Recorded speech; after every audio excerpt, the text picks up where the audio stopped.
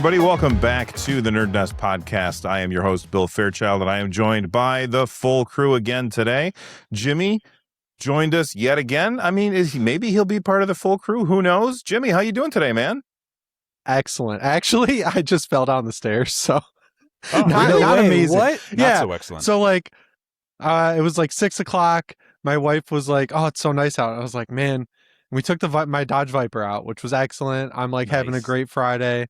I'm walking up the stairs. I helped her carry up her standing desk, and I slipped with my socks on the slippery wood. I fell like 3 stairs, and then I was like, "No, I'm good. I'm good." And then now my hip hurts because I'm old. But Yeah. Other than that, very good Friday, very good week overall. But that was pretty funny. I was glad no one saw me. I was like, that would have been embarrassing. Yeah, and now nobody knows about it at all. Yeah, right. Yeah, it's just us. It's just us. Russ, you got any injuries to tell us about, or are you having a good day? No, all good. I have not injured myself, knock on wood. But yeah, everything's been going fine. So happy to be here.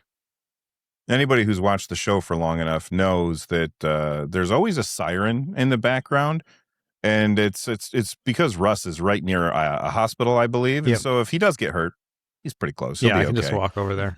Or jump out the window. That's right. That's only if he suggests something that makes sense to a board full of money men. Yeah. Carrie, how you doing today, man? I'm doing just fine. Just fine. Yeah. I could tell you about stuff, but it also doesn't matter. So I'm doing good. Okay. Rich, you got cryptic things to share with us, or are you just going to sit there in silence? Listen, I'm going to tell you, I told you in the group chat, I got my second Steam controller yesterday. It finally got to, they were supposed to get here on the same day. Somehow they got, separated, but the second one's here, and now I feel complete. My life feels whole again, so I'm pretty happy. Awesome. So you've got 2, Russ has 2, Carrie's got 1, Jimmy's got 1, and I've got 1. Oh, Jimmy, you got 2. Mine showed up together. They were packaged together. He had 2 last week, but he was playing it cool. He was slow rolling it. Yeah, I've been playing Fight Night Round 3 on PS3 with the 2 dude. Yeah, nice. I love it. Double fisting. That's right. That's right. All right. Well, we've got a lot of video game news to talk about. I was looking through the show notes. Rich added a bunch of stuff to the show notes as well. And with all of the stuff that's in there, I don't think it's even a little possible that we can get through all of it. But we're going to do our damnedest to try. And we're going to start off with Steam Machine Bundles leaked. Reservation flow appears. Data mines and store page leaks reveal 4 possible Steam Machine SKUs looking like a tiered bundle structure, likely base, mid, high storage tiers with at least 1 Steam controller bundle.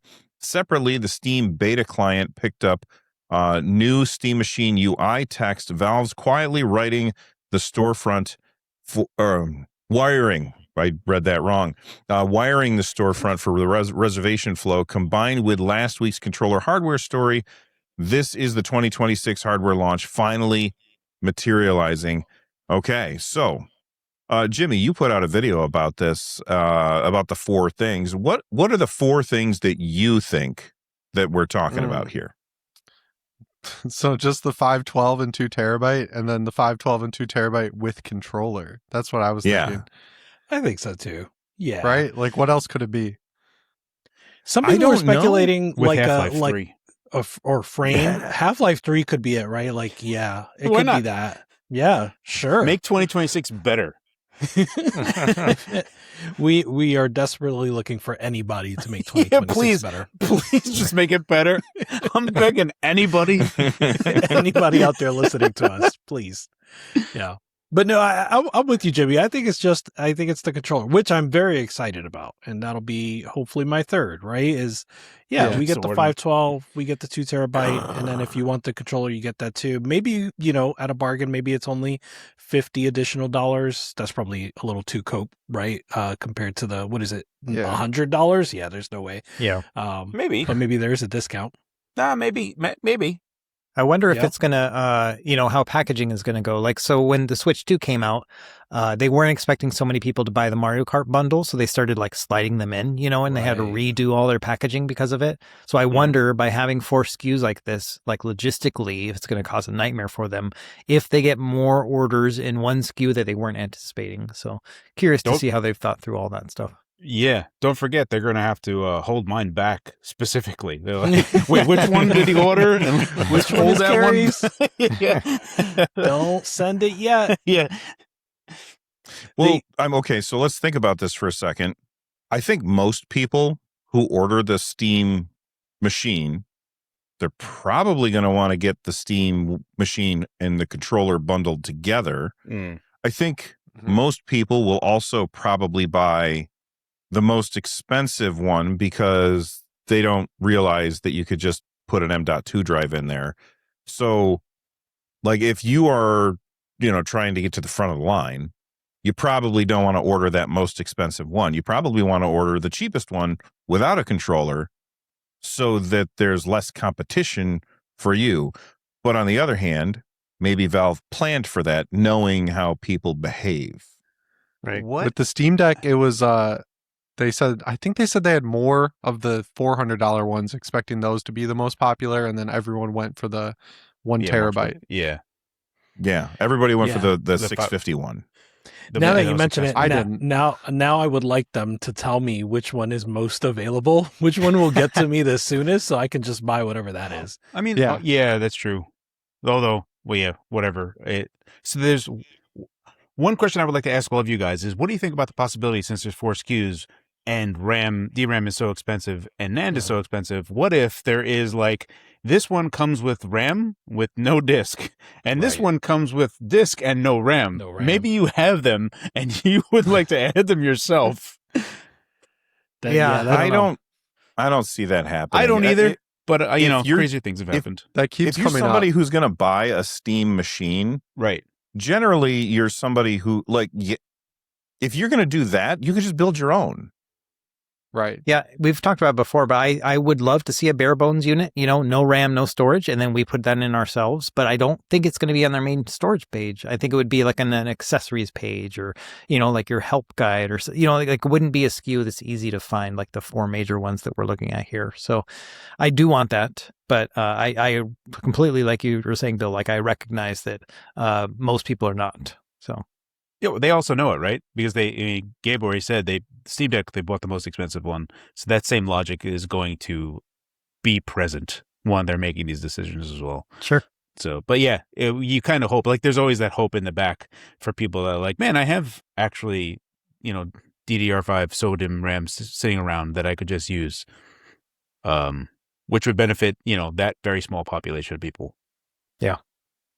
So which one are you guys going to buy? I'm going to go first. I'm going to buy the one with less storage, and it's a bundle, so I get a second controller because I don't have a second controller yet. That's the one that I'm going to buy. What about you, Jimmy? One with a controller. I don't know. I wish we could know which one's going to be more available, because whichever one's most available. Because I have 2 controllers, so like, if I don't get one with a controller, that's fine. But I would love a third controller, and I can't order one right now because they limit it. So my preferred version would be the 2 terabyte with the controller. That's what I want, because I don't have any extra SSDs right now, and I don't want to go buy one. Yeah, I'm gonna go with that too. 2 terabyte with a controller. If they come with a controller, I'll probably just buy whatever is the most expensive one. I think that, unlike you guys, Carrie, Bill, Russ, like you guys all have PCs that you're happy to use as your HT PC or your home theater PC. I don't. Like, I have my desktop and I have other things that I could, but this is what I've really been waiting for. So I'm just gonna go all out, whatever's kind of the biggest package. I'm also a little worried about 512 these days, right? Forza Horizon 6 is 160 gigabytes. Is that right? Mm-hmm. So yeah, it'll keep growing as they release cars. This is true. You know This is true. You know what they're going to do, Rich? They're going to get you. You're going to buy the 2 terabyte one, and then like 3 months later, they'll be like, here's the white model. And like, you're like, oh man, I really like how that one looks. Or it'll be like limited edition with like just fringe orange, and you're like, oh damn, that looks dope. Why did I get that? Would get me one? Because it's like Halloween colors, which I'm a sucker that for. you just you know it's gonna happen. Like it's like destined to happen. Like after you get the thing, that's when they're like, hey, this one looks actually way cooler, and you're like, oh yep, yes it does. That was a good one. Good one, Valve. You got me. That's Nintendo's playbook. Like they put out the Switch, and then they're like, okay, now here's the Animal Crossing Switch. Now there's a Mario Kart Switch. Now here's the whatever Switch. They do that all the time. They got a little bit lame with Switches though. What's that? They've been lame with because only the dock and the Joy-Cons change, not the Switch itself. Like the main Switch unit is like. Isn't the back of it usually a different color? Like I think my daughter has the Animal Crossing Switch Lite one. Ones, Switch Lite ones do for sure. And for the main ones, what are they? The Zelda one did. Yeah, the Zelda, but it wasn't like. Was it like a bunch of stuff on it, or was it just kind of? No, it's just like a subtle, like just paint kind of embossing thing on it. Yeah, like so for. Go ahead, Russ. We can. I was just going to say for my Steam machine. So it's only got one SSD slot, right? There's not two. Like you can't expand it. There's a micro SD card slot, but it doesn't have two. So I would probably go with a 2 terabyte just because I don't want to go through the pain of flashing new OS and putting all that on there. Like let them do that, you know? So I think I would rather just pay that premium. The micro SD is another thing where it's like, I'm not sure if I'm going to use it. Like all the times that I've had like a Steam Deck or whatever, and I use a micro SD and I put a big one in there, 1 terabyte, 1.5.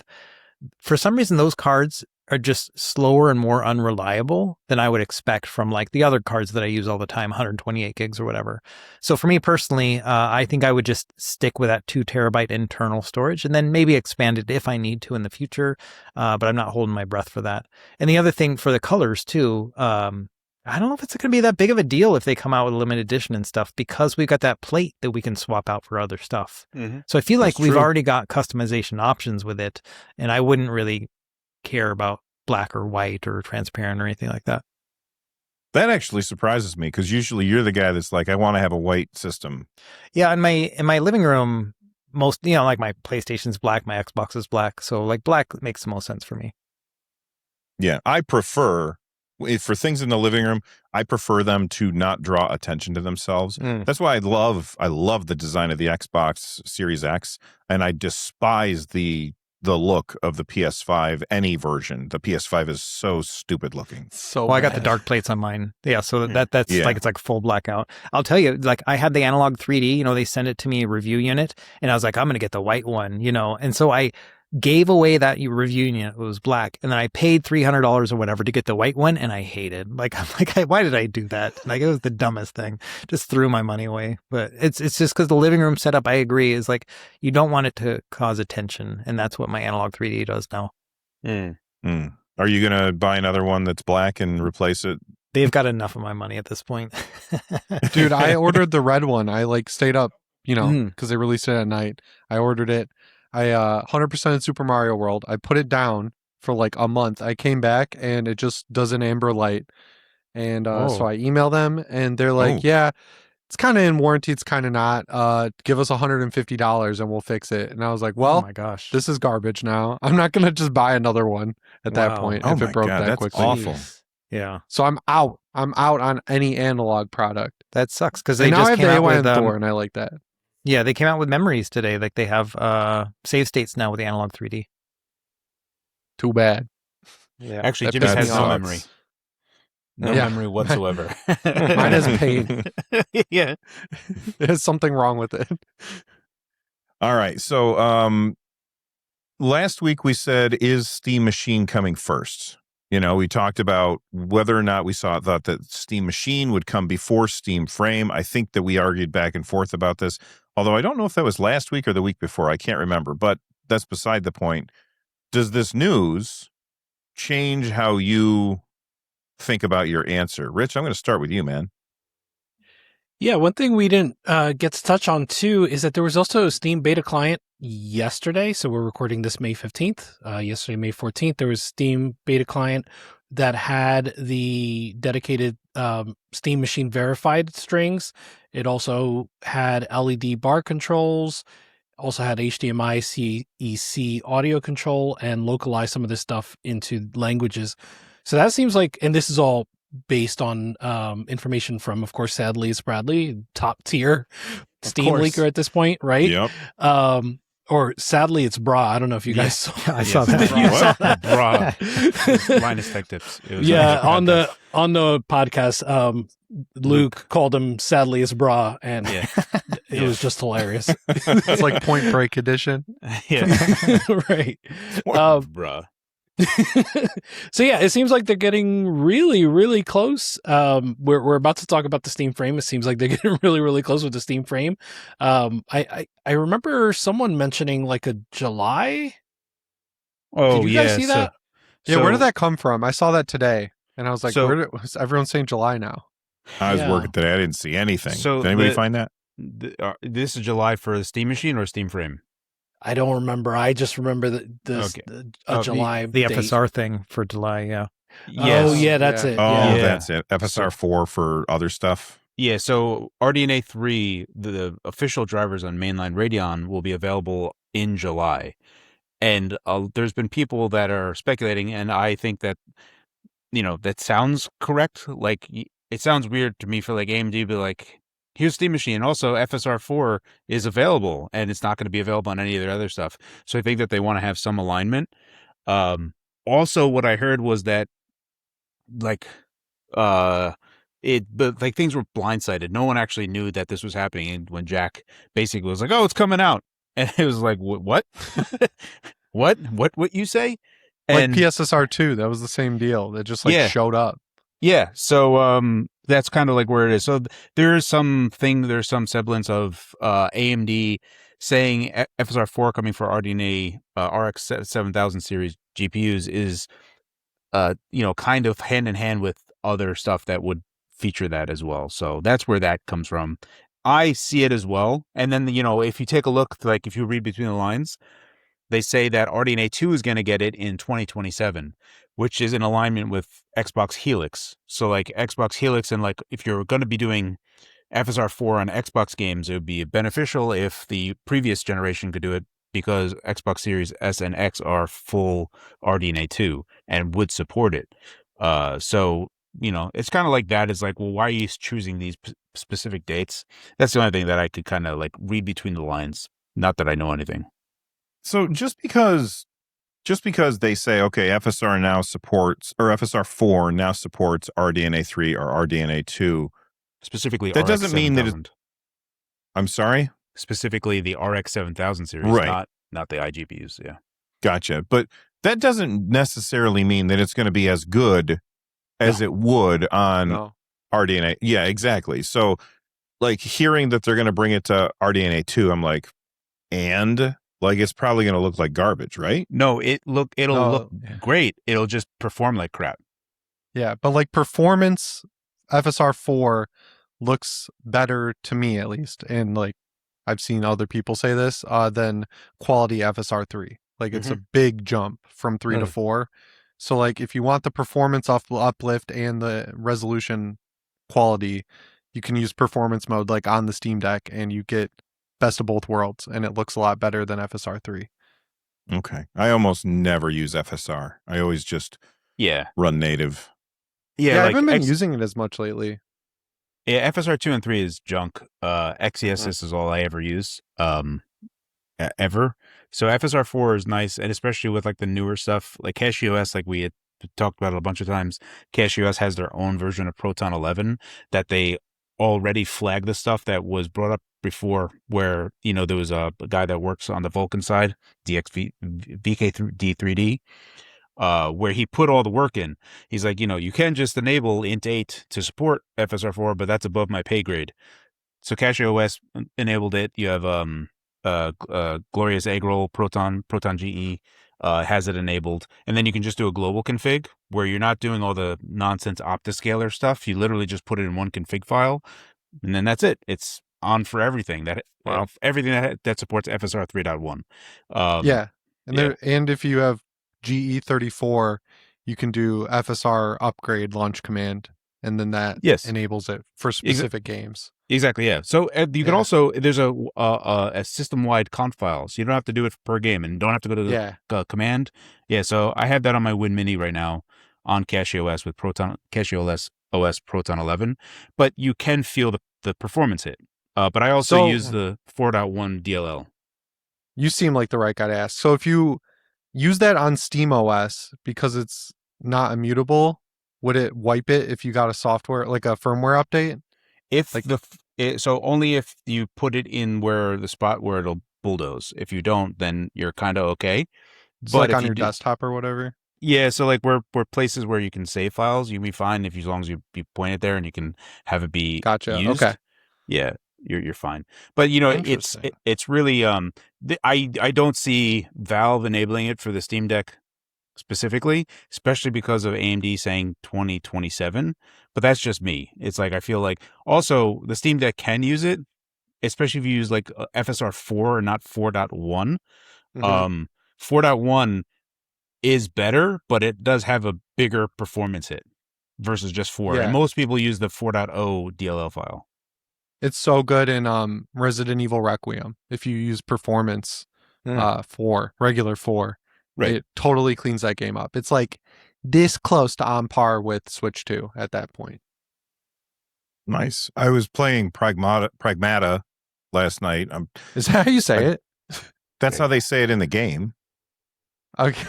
Yeah. I'm still Like the saying characters Pragmata. say the word pragmata. I always said pragmata, but then I Pragmata. realized that I was wrong. Yeah, I know, because they're being pragmatic or something. I don't know. Okay. I'm Because this they're all in close New to York. the end and my game crashed. But the reason I I was bring thinking it like up is Kentucky. because I was using FSR. I think that game has like FSR 3 built in, so I was I had that turned on, and what's her touch's hair? I can't remember her name. Diana. What's her Diana? Thank you. Her hair was Let's like call her What's Her Touch. freaking out. It was like flying all over the place, and I was like, I wasn't sure if that's because it didn't happen when I was on Windows, but then when I went back to Linux, I started seeing that, and I don't know what the reason is. Like, is there a reason that suddenly the hair looks wild on Linux, but on Windows it looked pretty good? That might just be the RE engine because there's like tons of memes about Resident Evil 7, like Ethan's wife Mia. Every time you encounter her hair is like a different object that can move independently, and it's like in front of her face. It's like flying all around. Inside a house, it looks like there's like a windstorm going on. So it Yes. might just be the RE engine's hair tech going crazy Okay. because that I'll- it's pretty funny in Resident Evil 7 if you've ever seen it. Yeah, I was gonna say it's pretty funky for me too, but on Pragmata, I mean, but I do have an older GPU than you have, Bill, so maybe that's why. But the hair can get pretty funky for me too on Windows, so I don't know. Okay. Weird. All right. So you guys tell us which Steam machine thing that you're going to be buying. Are you getting the bundle? And also, do you think that that's coming before the Steam Frame? But speaking of Steam Frame, that's going to be what we're going to talk about next. Rich, you added this to the show notes. You want to lead this one off? Yeah, so this isn't like new big news, but Steam Frame got its own page on Qualcomm site this week, and in addition to that, Proton 11.0-1 beta 3 shipped, but with some additional effects upgrades.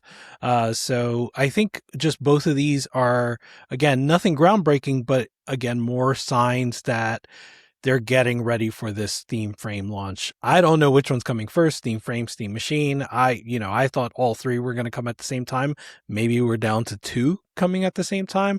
But it does feel like they're ramping up for this release.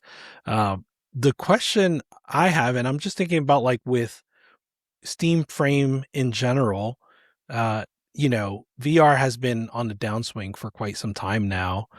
VR is kind of dying.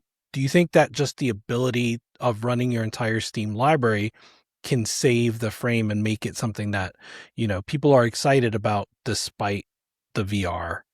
Despite the fact that like VR is not like a long-lived thing for a lot of folks. So Bill, I'll start with you. I think that the frame is going to be very, very exciting for a very small set of people, and everybody else is going to ignore it unless it is a ridiculously good price.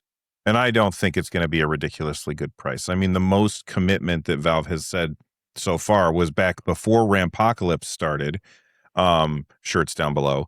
But they said it's not going to cost more than the Index did. And the Index was $1,000. But I don't think that they I wouldn't hold them to that promise, because after they made that promise, the price of everything went bananas.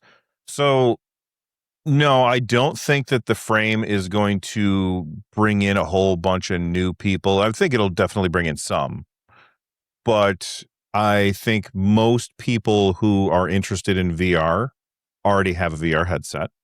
And most people who are not interested in VR are going to look at the Steam frame and think, that seems cool. I don't want to put a thing on my head. I don't want to clean out a space so that I can swing my arms around. I just want to sit down and play a game. And I think that all of those things that happen to make like the detractors for VR, they live with Steam Frame as well. So let me add, so I was thinking about this the other day because of Metaverse, right? What's his name? Mark Zuckerberg's big initiative, right? $80 billion he invested into that and then scrapped it. And so I feel like hedging their bets and putting in AR kind of functionality, think about your X-Real glasses, right? If your Steam Frame can allow you to play games without having to have something like a handheld connected to it, like your Steam Deck or whatever, I feel like that would be actually a really good way to, I don't know, kind of even everything out in case, just giving the options of one becoming popular and the other maybe not, and so if VR takes off, then they're there for that. But if AR becomes a new big thing, then that could take off as well. So I feel like it's this mix between, yes, you can do VR stuff on it, but it's also kind of like an Apple Vision Pro in some ways too, where you can just do your regular applications and stuff on it. So I'm more interested in the Steam Frame than I am in my Meta Quest, which just sits around, So that's kind of where I'm looking at, is that I think it's smart to do that. And I think that the enthusiasm behind FEX and everything else that's happening on Game Native, and then all people that are working on ARM Linux and whatnot, I feel like that's all going to feed towards it. It's all going to kind of, what is it called? Rising tide raises all ships. I feel like that's the kind of situation we're in. So.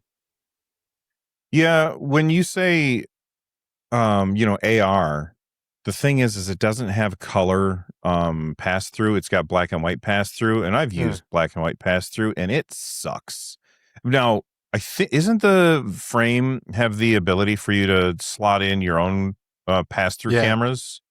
Yeah, it's modular. It does. Okay, so I mean, watched that's a definitely video on it, and they said that there will someone can make a color camera mod. Right. I don't know what to call it, but you get what I mean. Yeah, exactly. I think that for if you have that, then awesome. But without that, I think that just the PSVR 2 doesn't have color pass through, and the MetaQuest 3 does. And I used my son's MetaQuest 3, and I was like, good Lord, this is so much better. The black and white pass through is hot garbage, and the screen on the PSVR 2 is great. But as soon as it's black and white, it just kind of ruins it. Anyway, and the cord is the cord is awful, a huge bummer. I hate having the cord everyone because says you get turned around. Yeah, it's better than what it had before, but I after using a Quest, I'm just I don't like the cord. Right. Jimmy, are you, go ahead. Well, I was going to ask, I haven't heard you talk about the Steam Frame much. What is your excitement level on the Steam Frame? Hardware-wise, I think it looks awesome. The problem for me is the thing that really excites me with all this stuff is games. And you see this new VR headset coming out and it looks amazing, but then simultaneously Moss and Moss 2 are getting ported to flat because they're not making enough money with VR. All these studios are shutting down. The Alien Rogue Incursion VR game is also a flat game now. So I don't really know what's going on in the VR world, but it just seems like weird timing to have this great new headset, and then every VR studio is kind of transitioning to flat, or I don't even know what's coming out. So if there's a game I can be excited for, then I'm all in. Either way, I'm going to buy it just to mess around with it, but I'm not stoked, I'm not yes, I'm so excited for this new VR headset, because I have a MetaQuest 3 And just like what Russ said, it sits literally on my tool chest in the basement. It's like collecting dust. I played Metro, and I played the Batman game, and I played Resident Evil 4, and then there was nothing else to play because I had the Quest 1 and I played Boneworks and everything. So I feel like I've kind of covered VR at this point. And the same thing happened to me. I got the PSVR 2. I got Horizon Call of the Mountain. That was my first VR experience. I was like, holy bananas, this is crazy. It's so cool. Then I picked up Light Brigade and I played the hell out of that. And then I ended up picking up something else. I can't remember what it was. I put it on my stupid head and I was like playing for 5 minutes. And then I was like, oh, I got to go do something. And then the next time that I wanted to play, I was like, I just don't want to set all this shit up. Like, I don't want to move my coffee table out of the way. I don't want to plug in a wire. I don't want to do all this. I just wanted to sit down and play. And so that's where it sat, never to be touched again. And at some point, my son came up and absconded with it. So now it's down in his room. Yeah, that's the big problem for Steam VR in general. And it feels to me, especially with the specs on the Steam frame, that it is yet again, unfortunately, not good enough to like transcend into the next generation of what people think VR should be. For me, the field of view is still not large enough. We still have that almost binocular vision that happens with even for Quest 3. Quest 3, I only use AirLink, and it's not the best experience. I think with what Valve is doing with their foveated streaming is a correct solution that I will be using. I'm not of the belief that flat games are going to be this thing that people expect it to be. And even if it does, like trying to piece together information from like what Gamers Nexus was trying to get out of them, it seemed like it would be pulling 20 watts total power. So you had like an hour of battery life. And I don't know, that just seems like that's an hour is like way too little. So it's this weird space of the battery can't be heavy because no one wants to have a heavy thing on their head. And you don't really want a cord that for the battery pack going over there.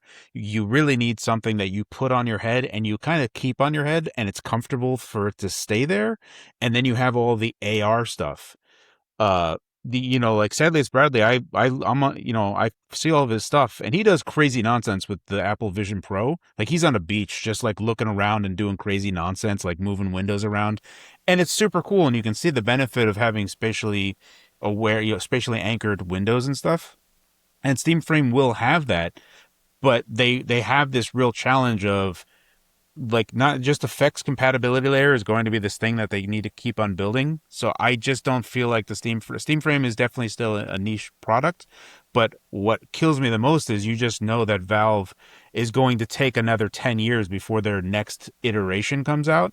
So it's like this one is just not going to be perfect enough for it to be this actual dream of what VR needs to be.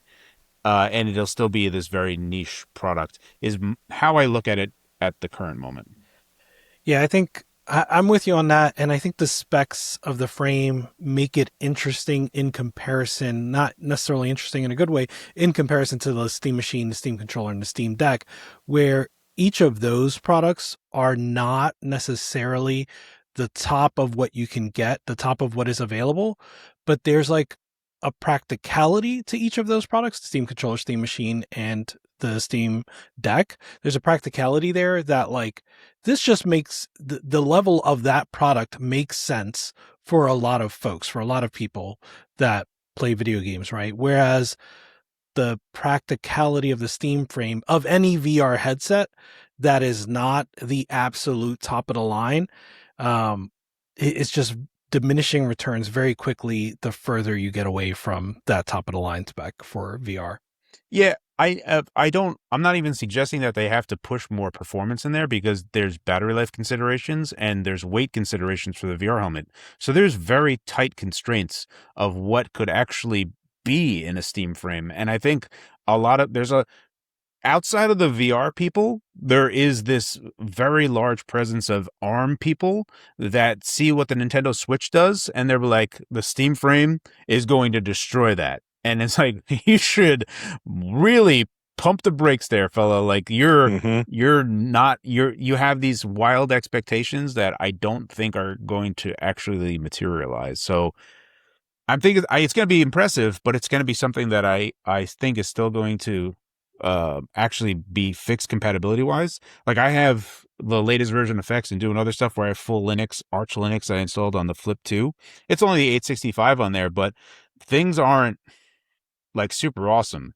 Like there's lots of things that are still broken. So I haven't tried the absolute latest of what's coming out, but it genuinely needs a bunch of work still. Yeah. You talk about. Oh, go ahead, Rich. I was just going to say, in terms of performance, I didn't even mean that word performance. I really just meant like just top of the line hardware that can make optics, the experience more optimized. For me, optics is the big one. Like having full range where I could feel like it needs to be comfortable. It needs to feel like I can keep it on. I think that is the current goal for VR, is if you can wear it at length where you're not thinking about like what Bill said is like, I don't want to set all this crap up. That's the hurdle. That is the goal. You have to pass that goal of, let me just get into this because I have all of my Windows set up. This is my desktop. I just use it. This is how I do it. It's hooked up to my Bluetooth keyboard. It's hooked up to my Bluetooth mouse. This is what I use. That type of thing is the usability is where they need to tackle it over anything else. Like outside of like gaming and whatever, that's the actual hurdle that they need to pass. So I have to say I'm less excited about Steam Frame than I just am about FEX. Like I think FEX is super interesting. I've been using my AYN Thor. Like I've been using this as a I've been using this as my main handheld recently. And of course I can't play all the big games on it. I just play the little games on it. But it's awesome to play those little games on this device, especially it's a clamshell. What I usually do is I throw a YouTube video down on the bottom screen and I'm playing something like Splinter's Revenge or Shredder's Revenge or something on this. It's a great experience, and it's shoehorned onto this. It's not built for it right now. And so I'm very excited. I know it's not going to have the same processing power as when we have x86, but I'm very excited for when we actually get to the point where that is a possibility and you have a bunch of little Steam Decks instead of just the main one. You know what I mean? Yeah, for me the Trojan horse of that is really, especially because Epic did all the work with all the legal fighting of, making sure that if you download something from the Play Store, that whatever store that you have on there you could charge money for and stuff. So there's a point that I think there's a possibility somewhere that Valve is just like, actually the Steam application on Android, you can just download and run games on your Android phone directly. Like we did all the stuff. There's a lot more that they have to do, but there is a real possibility of actually just run your games directly on your phone because of all this stuff that we've done, which is super cool. Like that is a huge benefit. It's like, all my Steam games that I've been buying are now also available on this other platform that I never ever thought I would have that.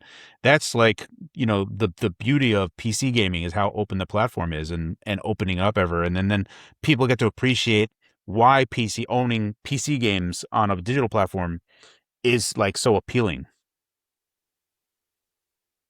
Yeah. Go ahead. What's the fastest you think that Valve would do that? That Valve would make it so that you can get Steam on your phone and play your games like that? I don't think it's like for like another year or so away at best. Like as like, even if they were like to blitz it, because they have they're like their Steam Frame, Steam Machine, Steam Controller, like that's their world space right now outside of whatever else they're going to be doing. I don't see them doing anything else on Android clients or even iPhone. Not for quite a bit yet. And especially because not for nothing, I have to wonder if the people at Valve don't look at like Cache OS and just be like, that's actually a pretty good Steam OS. And like, we kind of don't need to do it for them. And like, you look at, what's her name? She did the VRAM fix for the Steam machine. Oh, Natalie Vaughn. Oh, Natalie Vaughn. Yeah. So Natalie Vaughn is using CachyOS. I mean, like that paints the biggest picture. It was like a Valve employee is using CachyOS to do the thing that is going to be better for the Steam machine already. And, she's like, yeah, if you have CachyOS, you can kind of already do this, and it's already there because of all this other stuff. So for me, I feel like CachyOS is kind of like a, it's like not stamped because, you have Bakelite and all the other stuff as well. But for me, I feel like CachyOS has, especially if you look at the Linux distro numbers, a lot of people are electing to go to CachyOS because it's not immutable. It is actually a full distro. It's like easier to like just compile whatever you want without having to like, I don't have any GCC make tools. I have to like break into that. And on CachyOS, it's just like, yeah, it's like actually regular Linux. So for me, I think CachyOS is winning a lot of hearts. Certainly mine. The growth of CachyOS has been absolutely insane. Mm-hmm. And in that last hardware survey, they are up to, I think they were not on the chart before, even though they were gaining users. But either way, on that chart, it's now 8.37%. Yeah. Compared to SteamOS's 23, right? Like a third of that audience. When you have dedicated hardware that's sold over 1 million for the SteamOS, basically, right? That sold over more than 1 million, a few million, right? But CachyOS is just doing it off the strength of here's a Linux distro. So that's pretty incredible. Yeah. I'm like if someone was on the fence about CachyOS, I would really suggest trying it, especially if you have a spare machine that you would like to give it a go. Again, I said this last time that we were on this. CachyOS does so many things that I was electing to do myself. Like I was looking and I was like, oh, let me do ZRAM's already here. Oh, let me do this. Oh no, that's already there. Oh, let me take a look at this scheduler. Oh no, they already did that. I'm like, goodness gracious, these guys are just like pushing it to the like they are hot. They're redlining whatever machine you get on there, and it pays dividends, and it's been super stable. I haven't had any problems myself. I don't go looking. I don't like stay on CachyOS forums. So I don't know how much problems people are having, but I've been having a great time with CachyOS myself, and I would very much recommend it if you were looking into doing SteamOS. I'm going to mention this again because it's super cool. It's all the Input Plumber and Steam OS Manager, which is now the whole backend stuff, so you don't need handheld daemon. You can now integrate into QAM yourself using these dbus framework type of stuff. So you don't need Decky? Yeah, you don't need Decky at all. It's actually built into So on my system, that's Decky. What I'm doing. Yeah, so you don't need to do any of that nonsense anymore. Where you have this thing and like if it updates, then it breaks Decky. Nope, nothing anymore. So on my GP2 Mini, I have CachyOS Proton 11 with CachyOS their version. So I have FSR4 and I have my own Ryzen adjust where I do the TDP slider. And when I change the TDP slider, I automatically, like if I go to like 10 watt, I automatically cap CPU to 2 gigahertz and then I force EPP modes just to get even better performance. Amazing. So I'm doing like all this awesome stuff. It's the best. It really is the best. I'm like, oh yeah, I could just do all this stuff. And because like CachyOS, that's one thing CachyOS doesn't do. Like I was like looking at it and I was like, oh, I'm running at 15 watt. I do a Cyberpunk benchmark and I'm like, EPP power save mode, and it's like 20% better performance. I'm like, aha! And I'm like losing my shit on Twitter because my controller turns on my SteamOS PC. So I'm at like the complete opposite end of advanced technology here, but that's awesome. Yeah, I think the stuff that's coming out is awesome. Yeah, Fex. I've tried Game Native on my Thor, and I've had horrible luck. Like certain games work like Absalom, anything light like Hades 2. Those are great. I try like Call of Duty Black Ops 1, disaster. I was trying the Devil May Cry HD collection. It just black screens. I tried the Castlevania Advanced collection, and it has like a Windows 98 border around it with like the maximize, close, and minimize, and you can't get rid of it. So I wonder if Valve would get to a point where they do release that app store on Android, right? And it's in a state where, you know, some games will work, some games don't. I feel like they'd run into issues with that developers would probably be like worried about piracy on Android too. So I don't know. I don't know what cans of worms will be opened by opening up Steam on an Android store. So I'm curious to see how it goes, because that could get pretty interesting. Yeah, I think it's very cool. Rich, you got some more questions in here, or do you want to move on to the next topic? I think we covered most of the stuff here. I say, yeah, let's go to the next one. All right. So we've got this post over on Twitter from Jez Corden. He says Xbox may be working on disc to digital program for gamers in the ecosystem. Russ and Carrie did a backflip just now, in case you guys were listening to the podcast instead of watching, enabling digital entitlements like Xbox Cloud Gaming and Xbox Play Anywhere, given that now even PlayStation is 85% digital, which is a crazy number. The likelihood that the next gen goes all digital is pretty high. So the question that I have for you guys, do you think that this indicates that Microsoft is less likely? I'm not saying that this is definitive, but less likely to have a disk slot in Project Helix. Like, if they're doing this, I think it's because they're not going to have a disk slot, and that's their only option. What do you guys think? Russ?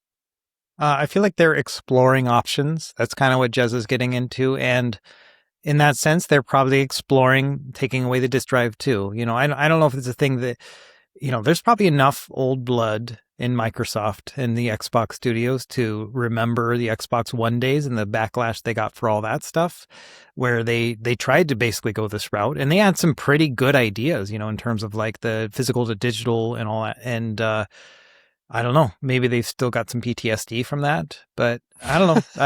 I mean, I think that if there is some sort of program, like, I'm all for it, obviously, but I don't know how relevant it's going to be for everyone else besides me and Carrie. Yeah, we're the only ones that go in. Like, I go to GameStop and I go to GameStop and I just go straight to the Xbox thing, and people are just like, "What is this guy doing?" And They're I'm so like, cheap. "Yeah, Brushing all the dust off. Yeah. yeah, I'll buy this for $3, please." I have so And many they're- 360 games. It's Dude, unreal. so 360, I wonder how they're going to do it, because for me, like Russ had mentioned, this whole thing was for the Xbox One era, where they just got destroyed with their whole messaging campaign, which was just a fantastic train wreck from beginning to end and nonstop. Like TV, and then this whole thing, and then like flip the switch. It was just absolute disaster. The point that I'm trying to bring up here is, for me, there would seem to be, for this positron rumor to like be kind of out and about, there is that for every Xbox One, Xbox Series game, they still have some method of per disc being able to know what disc is actually usable or not, and actually Right. saying, actually, you know, all that stuff that we talked about in 2013, just kidding, it's still there. We can actually totally just, you know, you put this disc in, and if you tie this to your account, this becomes a toaster. This like is just a coaster, right? So I think that there's some semblance of that. And because I've been buying so many for like $3 and $5, it would be great for me, because I'd be like, oh yeah, cool. I'll just rather have this all on digital and then play those on the Xbox side of Xbox Helix for whatever game that I happen to not own on Steam as well, which is probably not the whole bunch. You know Gears- what Gears occurs 2 to and me is this idea Yeah. of you get the games that you have physically, and whatever method it is that makes you suddenly have a digital copy, and now the physical copy is a coaster, as you say, then you're locked in and you can't escape. And that, like, it sounds great to be able to, oh, I can play these digitally. That means I can play them on my Project Helix. I can play them on this. I can do all this stuff. I can do Xbox Cloud Gaming from my phone when I'm on the bus or whatever. And all that sounds awesome until they shut down some server, and now you don't have access to those games because all of the discs that you did have are now coasters.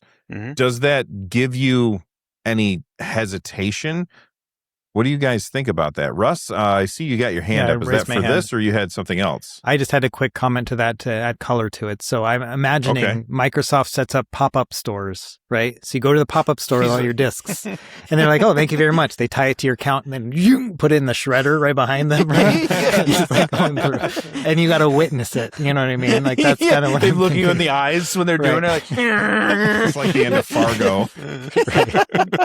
That's it. I just It's want to like add Cash color for to your Clunkers, but for 360 games.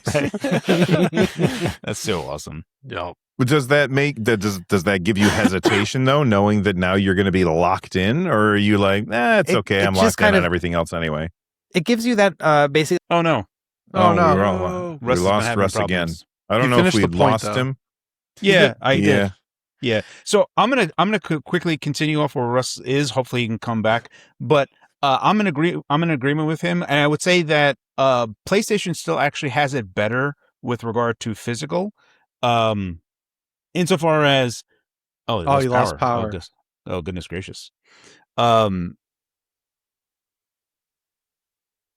Keep All right, going. we'll see if Russ comes back. In any event, PlayStation does do it better. So the to answer your question, Bill, I would have more hesitation as a PlayStation user with a physical collection to transfer over to a digital version in the PlayStation ecosystem. As to your point, because if something goes down, a lot of PlayStation games actually work just fine without an internet connection. But there's very many Xbox games that don't work without an initial Xbox an internet connection. So you have a bit of a more like if you does the like Does It Play Twitter account, he always was like showing off a bunch of Xbox games that would not work because the game actually wasn't even on the disc. You actually had to download it. So it's one and the same. So even if you have a disc on Xbox, it's not necessarily that the game is on the disc for you to play. And so if the servers are down from Microsoft's side, you're already kind of hosed even with the physical disc. So there's less of a reason to care on the Xbox side versus the PlayStation side is what I would get at. Dude, Sony's just gonna walk into like some stupid ass situation that they could have totally foreseen and then have to solve it. Like every PlayStation network update that they do, like just after watching them update it to allow you to change your name and seeing how they rolled that out, they're just going to be like, well, now we got to figure this out. So yeah, I don't know. But I was watching Moore's Law is Dead, and he said he heard that it'll be like the PS5 and PS5 Pro where there's the detachable disc drive. And I want that not for games. I don't really care. I buy most stuff digitally on all platforms. I want it for Blu-rays because I still watch 4K Blu-rays. Like I'm that guy. I buy 4K Blu-rays. Like I'm stoked right now because Barbarian is finally getting a physical release. So I don't want to have to buy a 4K Blu-ray player because they're so expensive. It's still just like the PS2 days where the PS2 was the cheap DVD player. The PS5 and Xbox are cheap 4K Blu-ray players. Comparatively speaking. I think you are that guy. And I'm not that guy. I don't have, I have DVDs. I don't think I have a single Blu-ray because I just stream everything. And I don't think I could tell the difference. Like if I watch a Blu-ray and I watch a stream, I don't think I would notice the difference. If you live closer I know to that me, there is a difference. You'd be coming over right now, so I can show you Mission Impossible Fallout streaming on like Prime Jimmy, like, or look HBO. at this right and here. Then you would see it. Like I'm the guy who like plays all my games at 1440p on my 4K TV because the performance is better, and I can't tell the difference. Even using Apple streaming, which pro tip, you can use Movies Anywhere and use that digital code that comes with a 4K Blu-ray, and it'll give you the Apple version. Apple is by far the best streaming. Even that crisp Apple streaming is not comparable to a 4K Blu-ray. It legitimately looks a lot better. And I get annoyed at people who talk about stuff like that. I'm like, yeah, whatever. But this, I will die on this hill. It looks so much But this better. is the biggest TV in my house, Jimmy. What is that, This like is the 55? largest TV that I own, a 55-inch TV. That's the biggest TV that I have. You know, I'm not going to notice it. It's too small. They give those away It's at so Walmart. much better. They Give those away at Walmart. Bite my ass, Carrie. Like, welcome to Walmart. Here's your 55-inch TV. I too only have small television, so I'm in your gang, Bill. It's crazy that the movie world and the game world just do not connect. Like I feel like I'm the only person who's like as into movies as I am games sometimes, but you know, like when you I'm see, also into movies, but I care oh more yeah, I know about you are. the story. I don't care about how crisp it is. I'm just happy to have experienced a story Yeah, with good acting and that kind of you're stuff. not caught up on the drama about James Cameron ruining all of his movies with the 4K Blu-rays. Dude, there's so like some No. of them look like really terrible. Like some of the remasters, like why would they have I done have that? He's seen on that. It's him doing it. He does it Ugh. himself. He's on a mission to make all of his movies look terrible on 4K. I will Oh, say- it's kind of like when Peter Jackson did The Hobbit in 48 frames per Yep. second for Right. some It's just reason. like that. I'm The- like, man, Terminator 2 has never looked worse. This is awesome.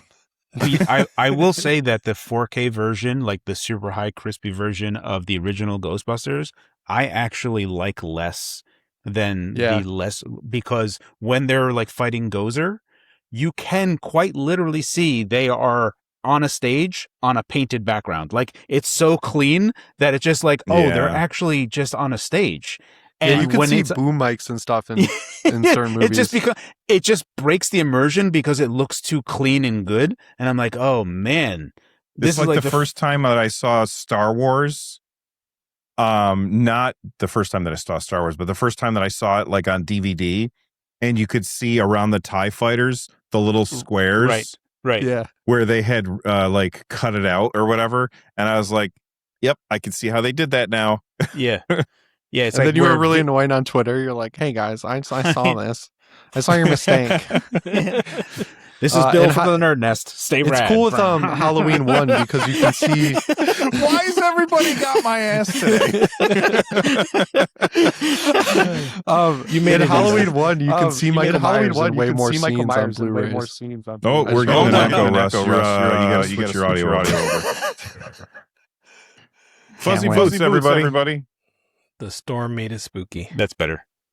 No, he muted. He didn't change microphones. Oh, he is so visibly frustrated. He's Everything got okay this with like you? amazing lighting though. I love it. This is probably like the one bad day in Hawaii that I've ever witnessed for Russ. It's like Russ is like, ah, man, these storms, I tell you. Oh, yeah, you got to mute, man. That's awful. It's like a live weather report from the storm. Yeah, Russ is outside. This is Russ The in wind is Hawaii. pelting him. Yeah, now I need him in the yellow rain jacket. Yeah. Yes, exactly. Like You got to give him All that right, mic though, let's- Jimmy.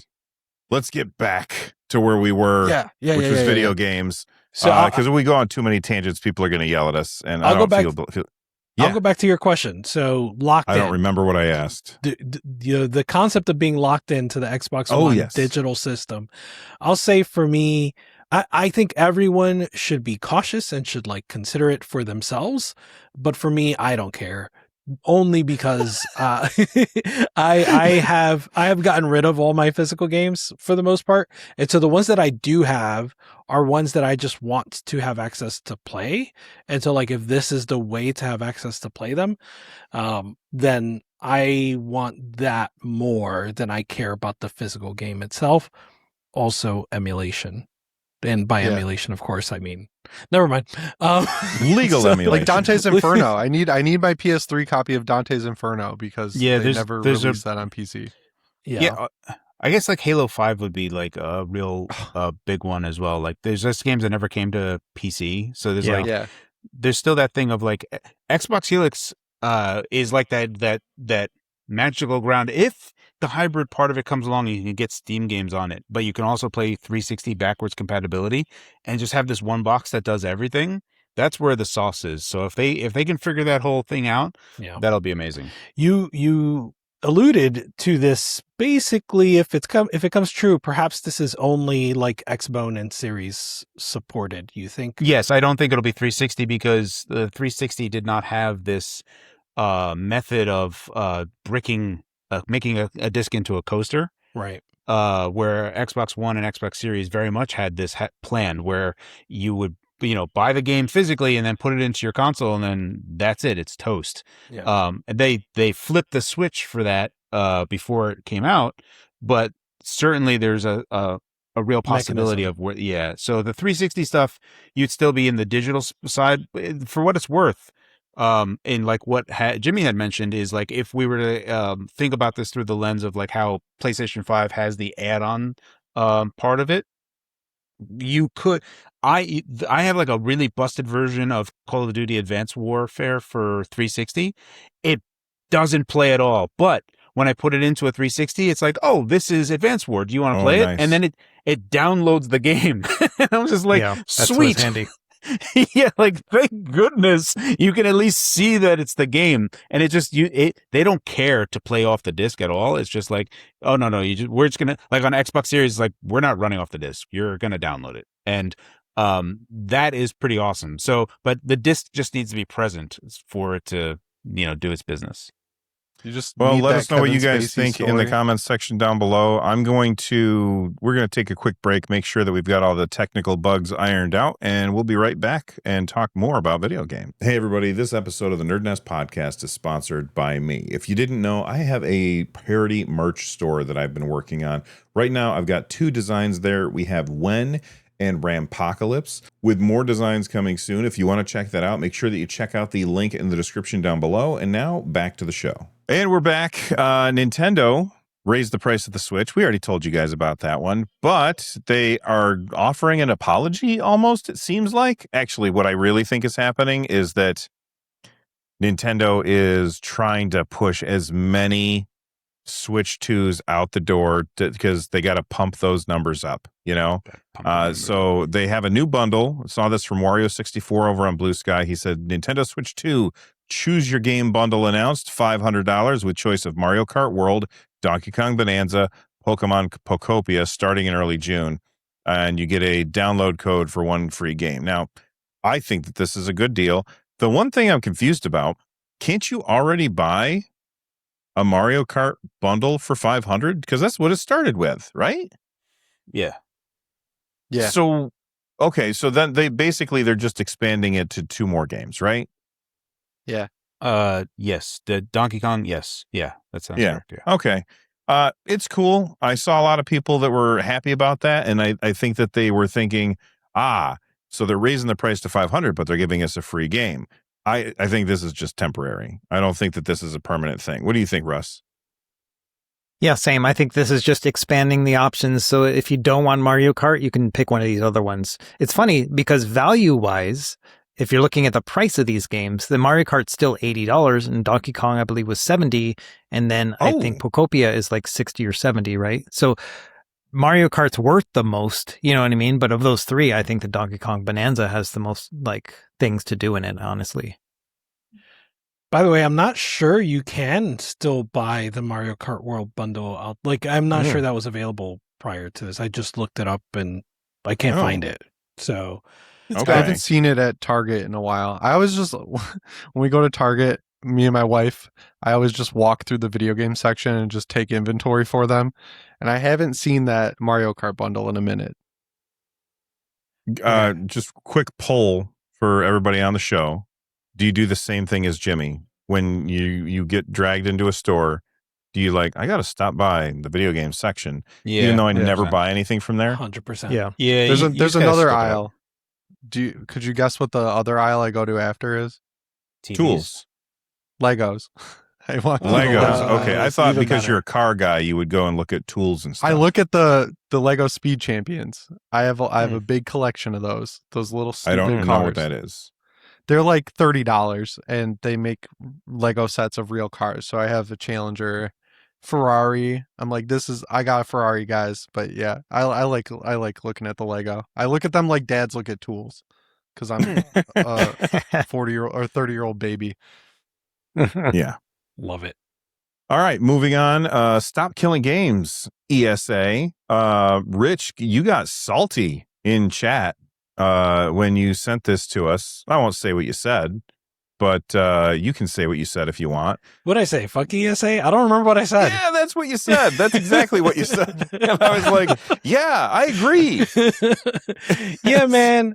So we talk a lot about, well, let's start with the actual story, right? Yes. What did they say? So they were basically It's defending. in bold. It's in bold. Oh, and Yeah. sorry, I'm off the show notes now. Oh, okay.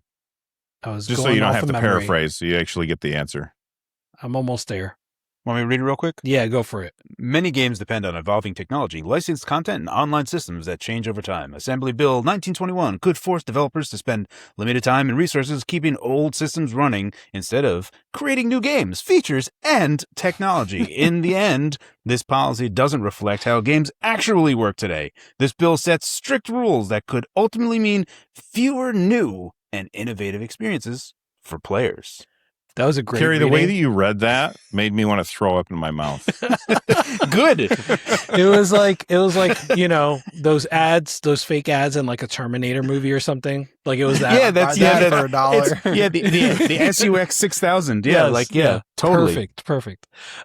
Yeah, so I kind of, before I get into my quick rant, I do want to go on a history lesson. You guys are all aware of this. The viewers are all aware of this. But like, ESA, I forget what it was called before it was called ESA, but was formed to basically stop regulation from happening or to basically cut it off at the head, right? So the ESRB ratings are a part of what ESA developed, right? And so ESRB ratings came to fruition because of the pressure from government, basically either regulate yourselves or we're going to regulate you. And they chose to regulate themselves, right? And so like, because of that, I feel like ESA has enjoyed a very nice reputation from then, right? Like from gamers. It's like, oh, cool. You guys did the job of regulating yourselves. That's awesome. But I don't, Well, plus they also were the people who were in charge of E3. Yes. And people like D3 for the most part. Too. That's true too. And so that gave them a lot of kudos as well. But go ahead. Yeah. And so I think we have to remember that at the root, these are just executives at gaming corporations like Epic, like Nintendo, like Microsoft. And this really exemplifies that, right? Like this, yes, it is a challenging thing to do to make a game that is like a live service game but also plan for it to be decommissioned and like plan around that and what that means. Yes, that is a challenging thing to do, but it does not stand in the way of innovation, right? It does not stand in the way of great games being made. I once had an experience like early on when dating my current wife. We went to a restaurant and I realized I didn't have enough money to tip, right? And I was like young in my teens. And the thing from that was like, you can't go out to eat if you don't have enough money to tip, right? Like just because you can afford the actual menu item and the tax, but you can't afford the tip, that you shouldn't be going out to eat, right? Like, so if they can't afford to do what they're supposed to be doing to make the game accessible for everybody after after they choose to abandon it, if they can't do that, then they can't afford to make this game, whatever the game is. That's my take on that. I agree with that 100%. I love the part where they were like licensed content. I'm like 99 most games do not get sold because people are like, this has that song in it. Now there are exceptions to the rule. I'm going to say Mixtape, for example. A lot of people bought that because of the soundtrack, but there's tons of games out there that have music in it or other licensed things like, for example, not GTA. What's the Forza Horizon? Those games have like real cars in them, right? And so they're paying for those licenses. But I would argue I don't play those games. I'm sure that other people do, but I don't play those games because of the licensed cars. I don't care if it's a Porsche or if it's a Ford or if it's a Pinto.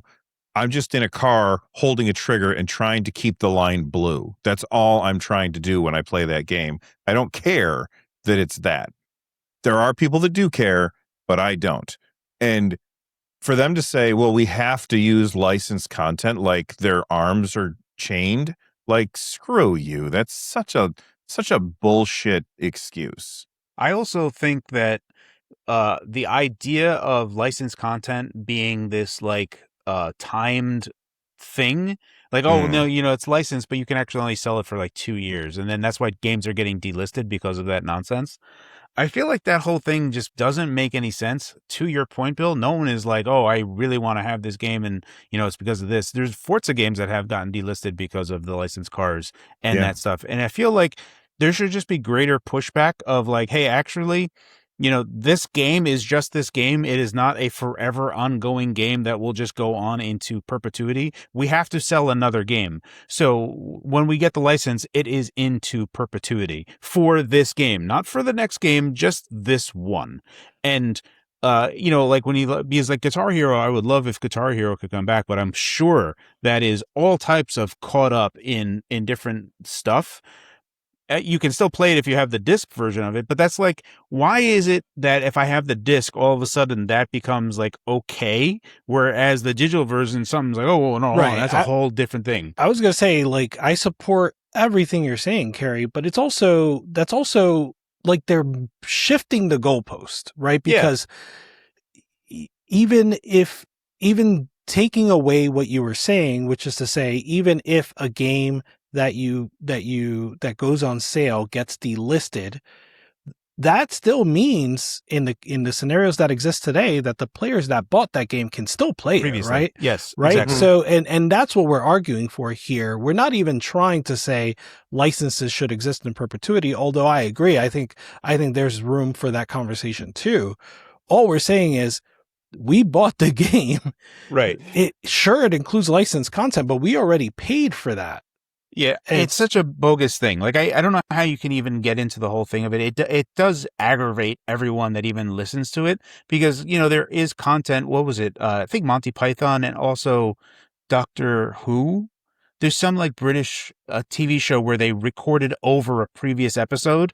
And it's like, it's just gone, right? Like, it's like, oh, okay, only the people that saw it at that time have any evidence that ever existed. And that sucks. Like, for people that actually like that stuff, it's like, oh, I can never watch that again.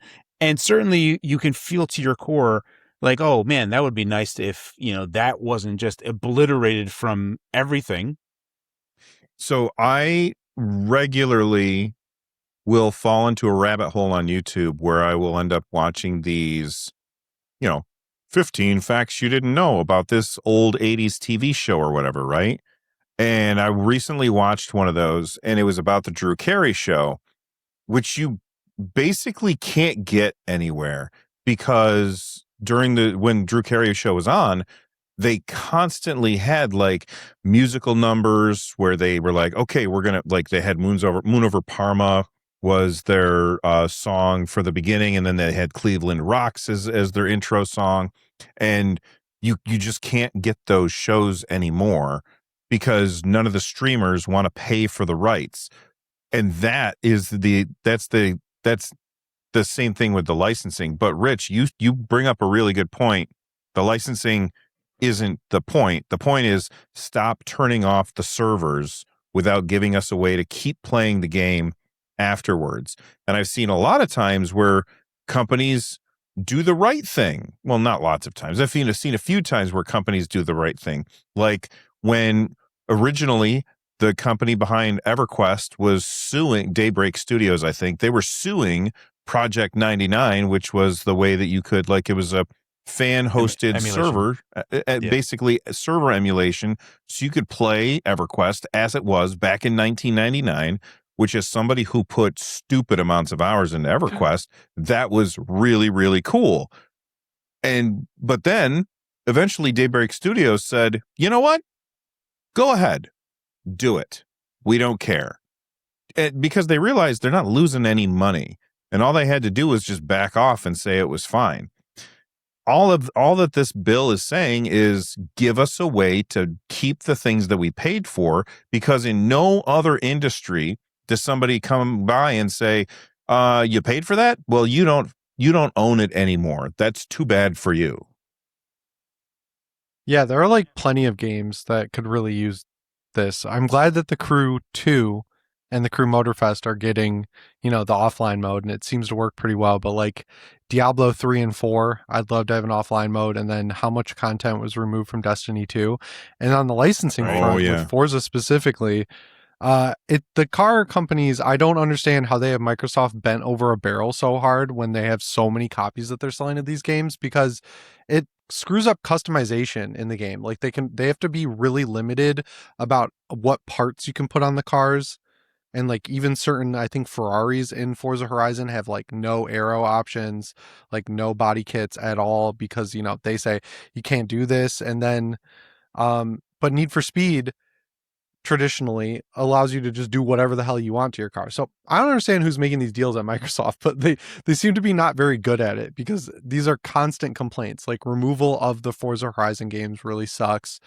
And also the biggest thing that people have been asking for is better customization. And they're just like, well, these car companies, man, what can we do? And I don't know if this, if this law passed that they have to keep the games online, maybe they could strong arm the licensee. I don't know. It's keep the games online or provide a solution that someone else could run the server, so that it's no longer under their responsibility. Because you can say you can't say no, you have to keep the server running in perpetuity, because then that's a cost that is not obviously nonsensical. And but then obviously getting the server running is for other people should be included.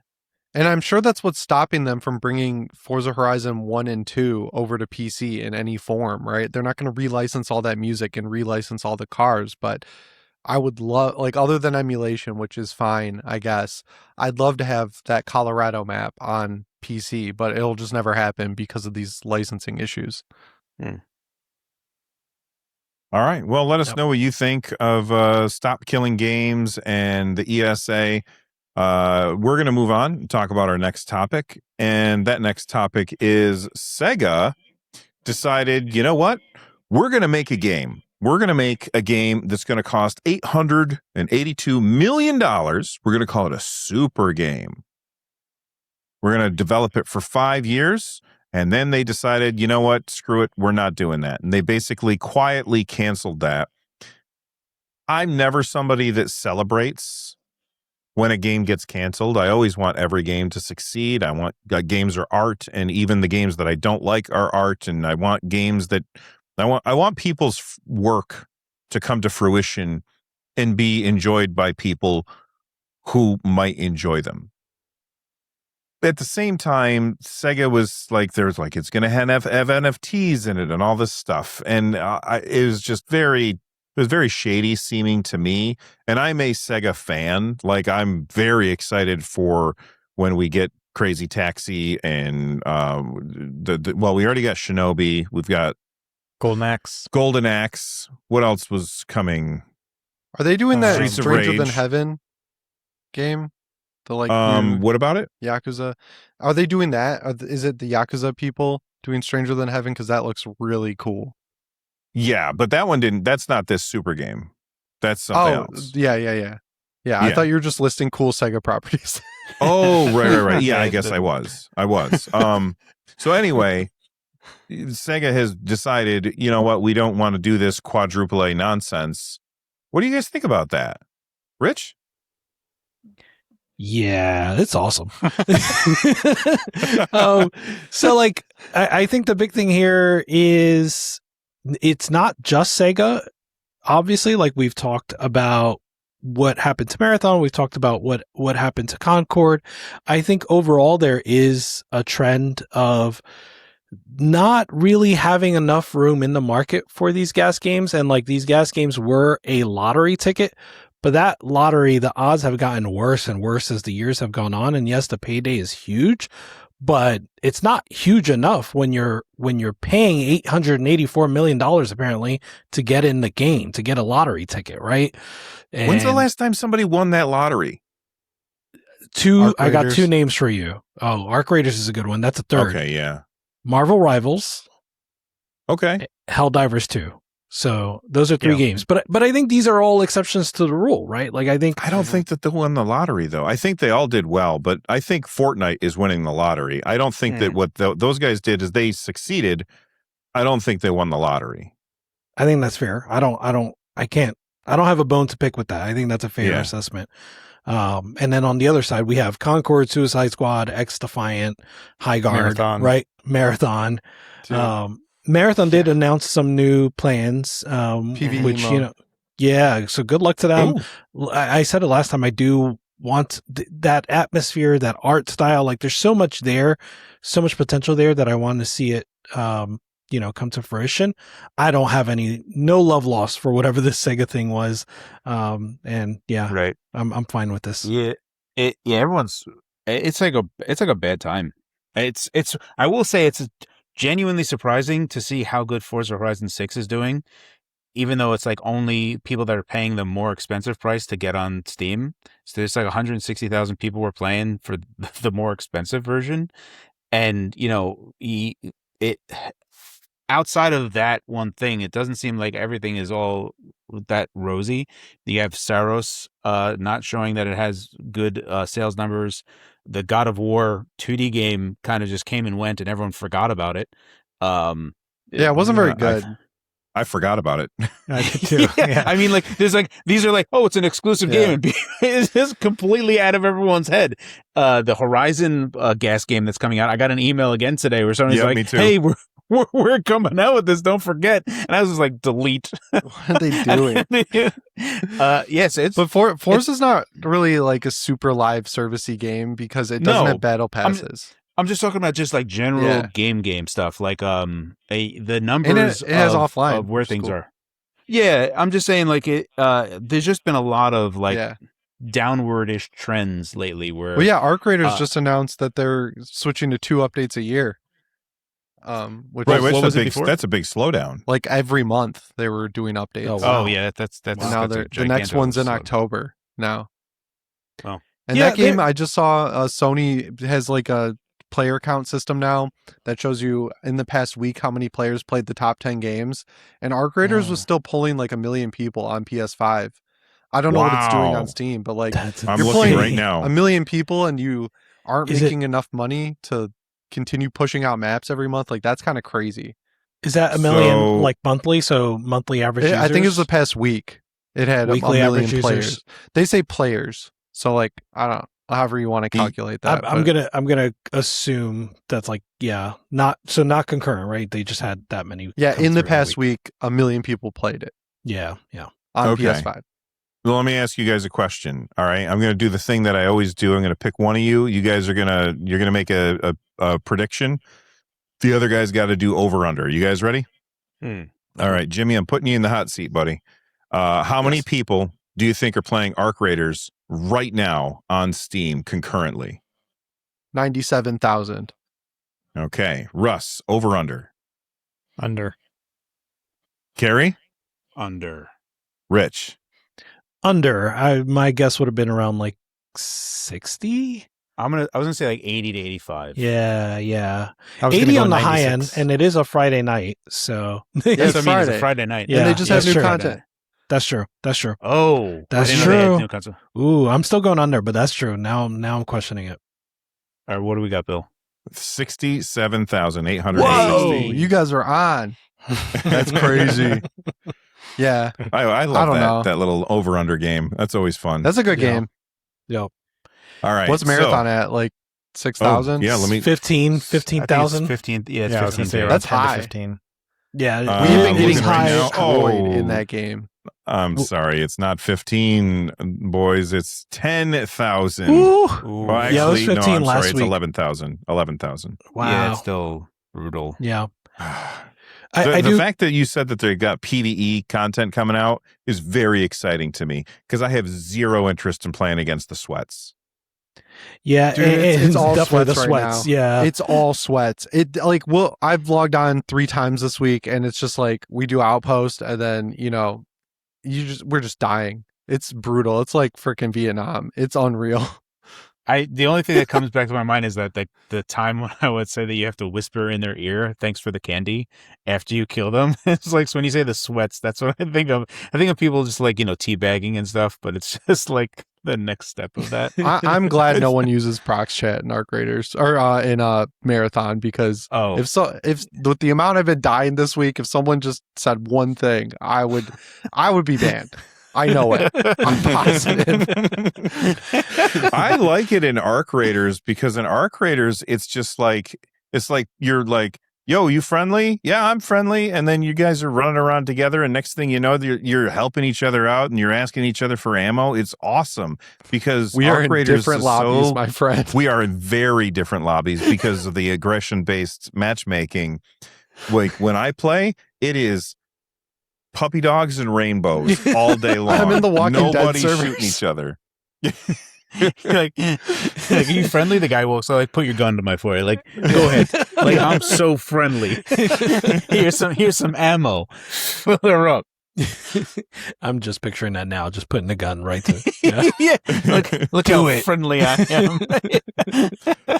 I do All want to right, come back to it before we move on, Bill. I do want to come back to what Carrie said about like it being a tough time right now. So like the God of War example, I obviously there's a lot of that, but also we have the success of Crimson Desert, Pragmata, RE9. Like there's a lot of like single player games, and I feel like yes, things are bad, but odds are better when you right now, when you release a single player game that does something novel over a GAAS game that does, I mean, I'm not saying anything new, right? But yeah. Yeah, absolutely. Yeah. I'm just saying that Sony seems to be catching it on the chin a whole bunch lately. Like they're having a bad time this entire year. It hurts that their throughput has dropped so much. Like from like 2023. Right. So people were like, stop the GAAS games coming up with exclusives. And they're like, here's God of War 2D. Actually, here's Saros. Why is no one buying this? And it's just it's pretty brutal to see because I'm actually interested in Saros, but I'm just gonna wait for it to come on PC, come hell or high water. Yeah, when I saw Saros, I was like, that's the one where he makes weapons out of things in his hand. Like no, that's the one that's more 2. like, yeah, it's the one where you dodge in like bullet hell stuff, right? Mm-hmm. Yeah. Yeah. Okay. So when I saw Saros, I was like, this game looks cool as hell. And then it came out and I was like, oh, that game came out. I forgot about it. Like there's so many games to play right now. It's super easy to forget about those big ones. Saros in particular, like I feel I struggle a bit with the price tag, right? And I don't like How much is doing that. It's $70. It is 70. Okay. Yeah, it feels to me like a solid 50, right? And dude, it does feel like a $50 it feels game. like a 40. It feels like a $40 game to me. Just but 50 like is I'm the new just gonna, 40 right in this generation. Unfortunately, like Mixtape came out at 20, and I feel like you know what I mean. Like Mixtape, the $20 price, I think is like okay. You guys were like, all right, you raised a good point. Yeah, you know what I mean. It's like you have to really understand what you're coming out with. I don't know. 50 seems to still be too high for me as well, given for what it was.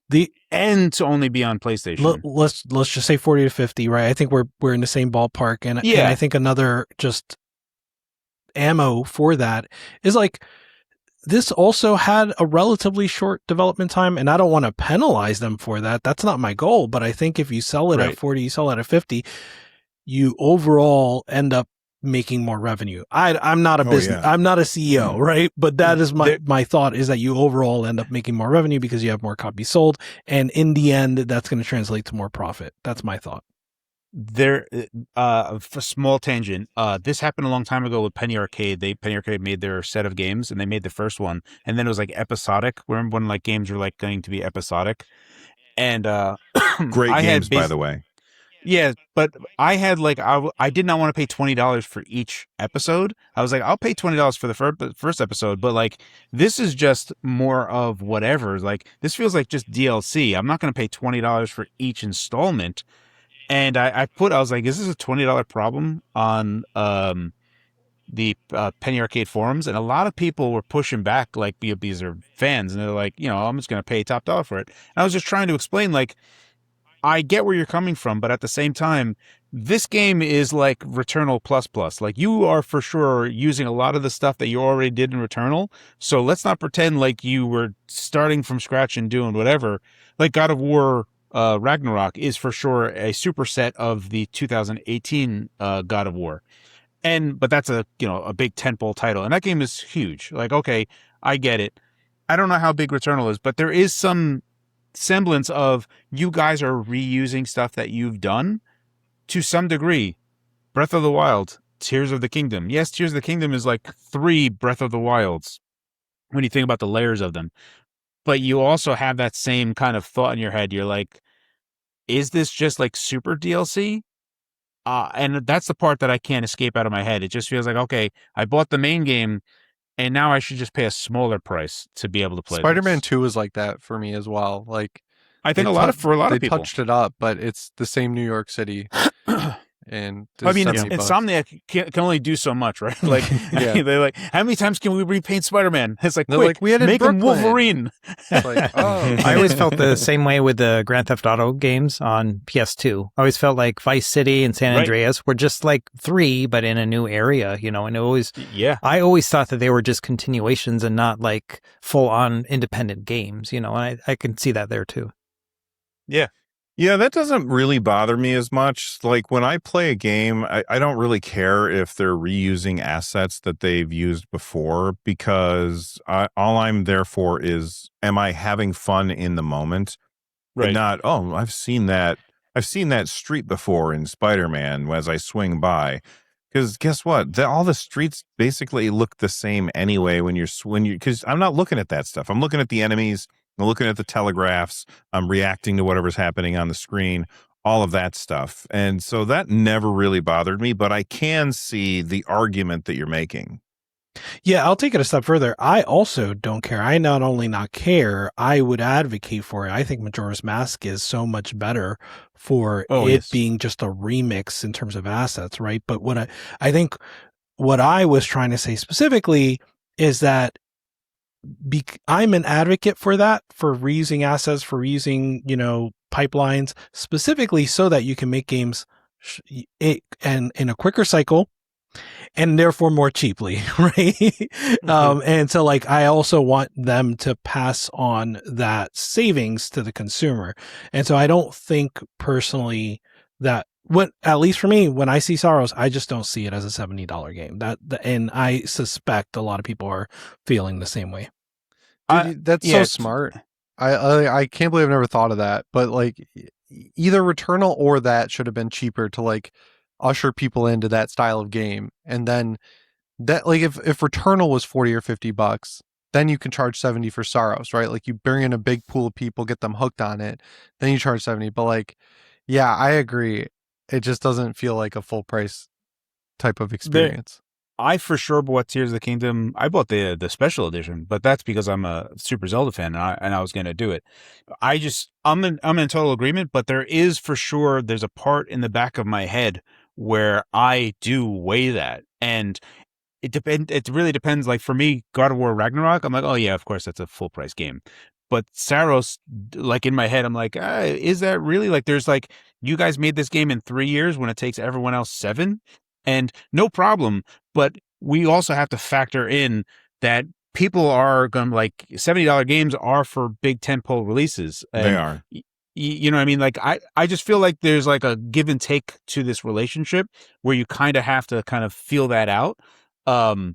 When you're going through the, okay, we are reusing a bunch of stuff and we need to, give people new content, but at the same time, really start to feel, put some feelers out for what people think of the price of it should be. I think, Carrie, you are cursed with this vision that I think a lot of other people don't have. And the analogy that I'm going to give you is the Matrix. So you're like Neo. You can see the Matrix. You can see when all of these things are happening. And I'm like Pantoliano, whatever his first name is. I can't, Joe Pantoliano. And I'm like, I just want to taste the steak. I don't care. I follow what you're saying. Yeah. It's I mean, I still feel like even if people can't put it to words or they can't actually quite express themselves in a manner, they can still texturally feel it somewhere in their gut, somewhere that something doesn't fully check out with what they're looking at, right? I think that's still present, and for me, I think Saros is in that realm of maybe it's marketing that they just did nothing for it. Maybe that's what's hurting it. But I don't know. I just feel like even Spider-Man 2 wasn't really well received, generally speaking. It was just okay, it's more Spider-Man. We know what that's like, and I feel like that was felt palpably. Talking amongst the gaming side of the community. And Saros I think- did not get the classic, 10 out of 10 lineup from Sony. And once people started being in the story got bad word of mouth. So it kept getting knocked from the jump. So there's like nothing really like, there are a few people who are saying like, you got to play this game, but I think Right. the people who didn't connect with it kind of won out in the end. All right. Well, we just lost Russ again. For those of you who have not been here for the whole episode, he's having awful internet problems where he is right now. So maybe he'll come back, maybe he won't. But we're going to move on and talk about the games that we've been playing. I played a bunch of games this week. I played Mixtape. I played Pragmata. I played Diablo 4. I played Forza. I wanted to talk to Russ about Mixtape. Yeah, we have to save the Mixtape discussion. We have to save Mixtape, although I definitely have things that I want to talk about. He said it froze. Can we talk about Forza yet? Yeah, I can't remember. Yeah, let's talk about Forza. Yeah, we can talk about Forza. Yeah, because that was yesterday was the embargo. Yeah, it's all done. Yeah, so we can talk about it. Okay, I posted a video, so I hope so. Same for me. Yeah. Yeah. So let's talk about our experience so far with Forza. I haven't put too much time into it, but mostly because on Linux there was a rubber banding issue where it felt like as you were driving, the game would like slow down and speed up and slow down and speed up. Is really strange. And I don't have a Windows machine right now, so it was my only option was to play that way. And I stopped. But then yesterday I played and seemed like it was fixed. Jimmy, have you tried it since I mentioned that to you? I tried it today, and it turns out that specifically the 9800 X3D 9070 XT combo has it even worse, but most Linux people are experiencing it still, but like a lot less frequently. But I am in contact with Microsoft. I've sent them videos of this running. Okay. Like how we just explained, and hopefully they fix it, because this is a problem in 4 and 5 on Linux as well. It's just like, it's been there. Do you remember me asking you, does the text look like shit to you? Yeah, it's HDR that's also broken in Forza Horizon. I have 4 HDR turned off, and the text just looks like when they show like a splash screen and it's like loading or whatever. It looks like it's upraised from 320p. You have to like flip it off, let it save, restart the game, and then it'll repair. Hang on a second. Do you on your Steam side, on where are you playing? Are you playing on Steam Deck? Or are you playing on like a Bazite on my TV? Can you bring up the quick access menu? Because if you have what it is, VRS, the VRS 2x2. Half rate shading. Half rate shading. If you have half rate shading enabled, because Forza Horizon uses a forward deferred renderer, meaning, all right. So can't believe I didn't know that. Yeah, so it's a forward renderer. So basically, what you're doing is you are doing a 2x2 block. So if it looks like macro blocking, like if it looks like low resolution, it's doing that on the finished frame, not the pre-finished frame, because because it's a forward deferred renderer, the HUD is being rendered, and then it's doing the 2x2 VRS layer on top of that. So that is it's more than likely that you're using the half rate shading. And so it's a problem because it just applies it to the finished frame afterward. Like it does it in the game, but if you're using a forward deferred renderer like Forza Horizon does, that's going to be your problem. And HDR is busted. Yes. Yeah. There's a lot of problems with Forza on Linux. But I hope they fix it. So, but when I play, it's fun. Like I hit the little what's next button. It's like, go over here and get your wristband. I'm like taking off and having races, and it's like the graphics are good, and it like the sounds of the cars is fantastic. I'm very, very happy to be playing this game. And this is somebody who could not give a shit about cars. I don't care, but it's just dumb fun. So I have a 9070 XT on Windows, and I've been having, like, I just pump everything to max, absolute max across the board. The one thing is when you put on, because it says anti-aliasing and then upscaling resolution or upscaling, whatever, when you do that, it'll actually automatically do frame gen, like included, like there's no separate option. Wait, so when you do what? in the graphics options, there is Yeah. two things. Do you have an anti-aliasing Yeah, FSR? it wants to use DLAA on my Windows machine. Okay, so then that's fine. If it's on the upscaling part, then it's just going to be. If it's just on the anti-aliasing part, Oh, so the it's effectively upscaler introduces frame gen. frame gen. Yeah, it's part and parcel. So it's broken up into two spots. So like, if you don't want to use frame gen, use the anti-aliasing. Dude, section. I wrestled with that all freaking weekend. I was limiting it to 60 FPS, trying to use the upscaling, and I'm like, why does it feel like I'm playing this at 30 FPS? I'm at 60. Yeah. It's because of frame gen. Oh my god, that's so annoying. Yeah, Okay. so I have been having a fantastic time in Forza Horizon 6. It feels very much like Forza Horizon 5 just in Japan, and there are some like the wristband stuff and the progression system is a bit different, but I have been just like driving and having an absolute ball. And I don't it's not quite like Ubisoft where you have all these like little mini map things that are like, "Oh, go do this." There are there, but it's like collectibles type of stuff. And I find myself just absolutely loving just driving around. And then I'll see something off in the distance and I'm like, oh man, I'm going to go jump, so I'll just like vroom, and jump off and start crashing through like trees and all this other stuff. Mm-hmm. And so I went into the options and it's like, do you want realistic, damage? Do you want to put actual simulation on? I'm like, no, I don't. I love how awesome this is. I just smash through a bunch of stuff and catch. I actually stopped using, I had a hypercar, and I'm peeling out all over the place. So now I just use my Mitsubishi Lancer and I'm like full on drifting around stuff. I'm like, yes, Japan. Like this is how Japan is supposed to be. Having so much fun. I did an awesome race yesterday where I was I think I was driving OJ's car, the white Bronco. Oh, the Bronco? Yeah. The Bronco 2. Yeah. Yeah, and it was all jumps. Like it was jump after jump after jump, and it was all about getting the most air and still trying to come in first place. And I probably did that, like, I suck at this game, so I probably did it like 7 times before I got first place. But like I was having so much fun, and my wife walks in the room, and I don't know what camera you guys use. I usually use the hood camera, so you could just see the hood, right? And I was like, baby, look at the hood of this car. And you could see the reflections of everything on the hood.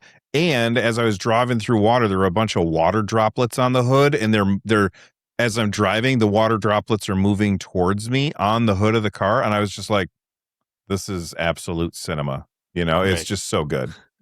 Yeah. I'm playing it the opposite of Carrie. I'm playing it like kind of simulation based. This is Gran Turismo. Yeah. It is massively improved from 5. As someone who just played 5 recently, they really fixed the weight shifting of the cars. They fixed drifting like completely. Like you can actually drift. They have. It's so much better. And then having rally included in the regular campaign instead of being an expansion and it not feeling like an afterthought. And the map, the verticality of it, it's totally different than all the other ones. Like when you can, like the fact you can go up a mountain and the mountain road is elevated above a road, but then there's a tunnel through the mountain and you see those roads intersect. Like that's completely new for the series. So like the map, I don't know if it's necessarily bigger than 5's, but it feels bigger because you can go up so much in it as well as across it. So I'm That's like awesome. super impressed with it. And it has like actual native wheel support that you don't have to fiddle around with like mapping or anything. Like I have a Fanatec wheel, just plug it in, it maps everything right out of the gate. It's awesome. It's just like every little nitpick I've had building and mounting on me from 5 has been addressed. So like I'm really impressed with it. Nice. All right. Russ? Mixtape. Yes. Let's talk Tell us before what you my think. power goes out again. Yeah. So It's like you're in the 90s again it. with the power going out all the time. Right, exactly. I like Mixtape. I came in with very different expectations. I saw the scores, right? Like I opened up the internet that morning and I was like, all right, everyone's giving it 10s and 9s and stuff. And so I messaged in our thing. I was like, are we going to play Mixtape or what? And so I just bought it that morning and I got to it later on that day. And then I was about 2 hours into it, and it's, a 3-ish hour game, when I finally looked at all the online discourse about it, and just like everyone being mad about it and everything. So that changed how I approached the last hour. I'm like, what's so bad here? I enjoyed it. It felt like a series of mini games, and it's just interacting with a story. It kind of reminded me of like in some Final Fantasy games where they've just got these little mini games peppered around, and they're just clever little ways to get you to interact with the environment in a way that you just don't in your regular story, but without the regular story part, basically. Like it's just all mini games, you know? Some of them were like so addicting. Like Carrie and I already kind of talked on Twitter about skipping stones. There's a moment where you're just skipping stones. Yeah. You only I need to spent do a it for like good time. yeah. Yeah. You only need to do it for It's like like 2 way minutes. too long. And then they're like, do you want to move on? You know? And 30 minutes later, I was like, nah, I still want some time here. You know, it was just like peaceful and fun, you know? So little moments like that were nice, you know? I'm not upset that IGN gave it a 10 out of 10, you know? Like the argument I saw, and I don't know if it was in some of your replies, Carrie, maybe it was Bob Wolf's, where the people like, so you're saying that this goes toe to toe with Ocarina of Time, and like, you know, like that kind of thing, right? They're like, oh, so this stands on the same shoulders of that, and I was like, dude, Land of the Lost with Will Ferrell is a 10 out of 10 movie for me. You know what I mean? Like that is a 10 out, and it's up there, I guess, with, you know, Citizen Kane, if you're going to ask about that. But that's how I feel about that movie. It's a 10 out of 10 for me, and it's a 10 out of 10 for that reviewer. That's fine. You know what I mean? And so I enjoyed it. I got my $20 worth in my 3 hours that I played it. And I don't want to spoil anything for you guys or anything, but it's fun. You know, it's about 23 episodes, I think, or tracks in the mixtape. And there's not enough focus on the music itself. Like if you're familiar with the song, you can kind of hear it in the background and stuff.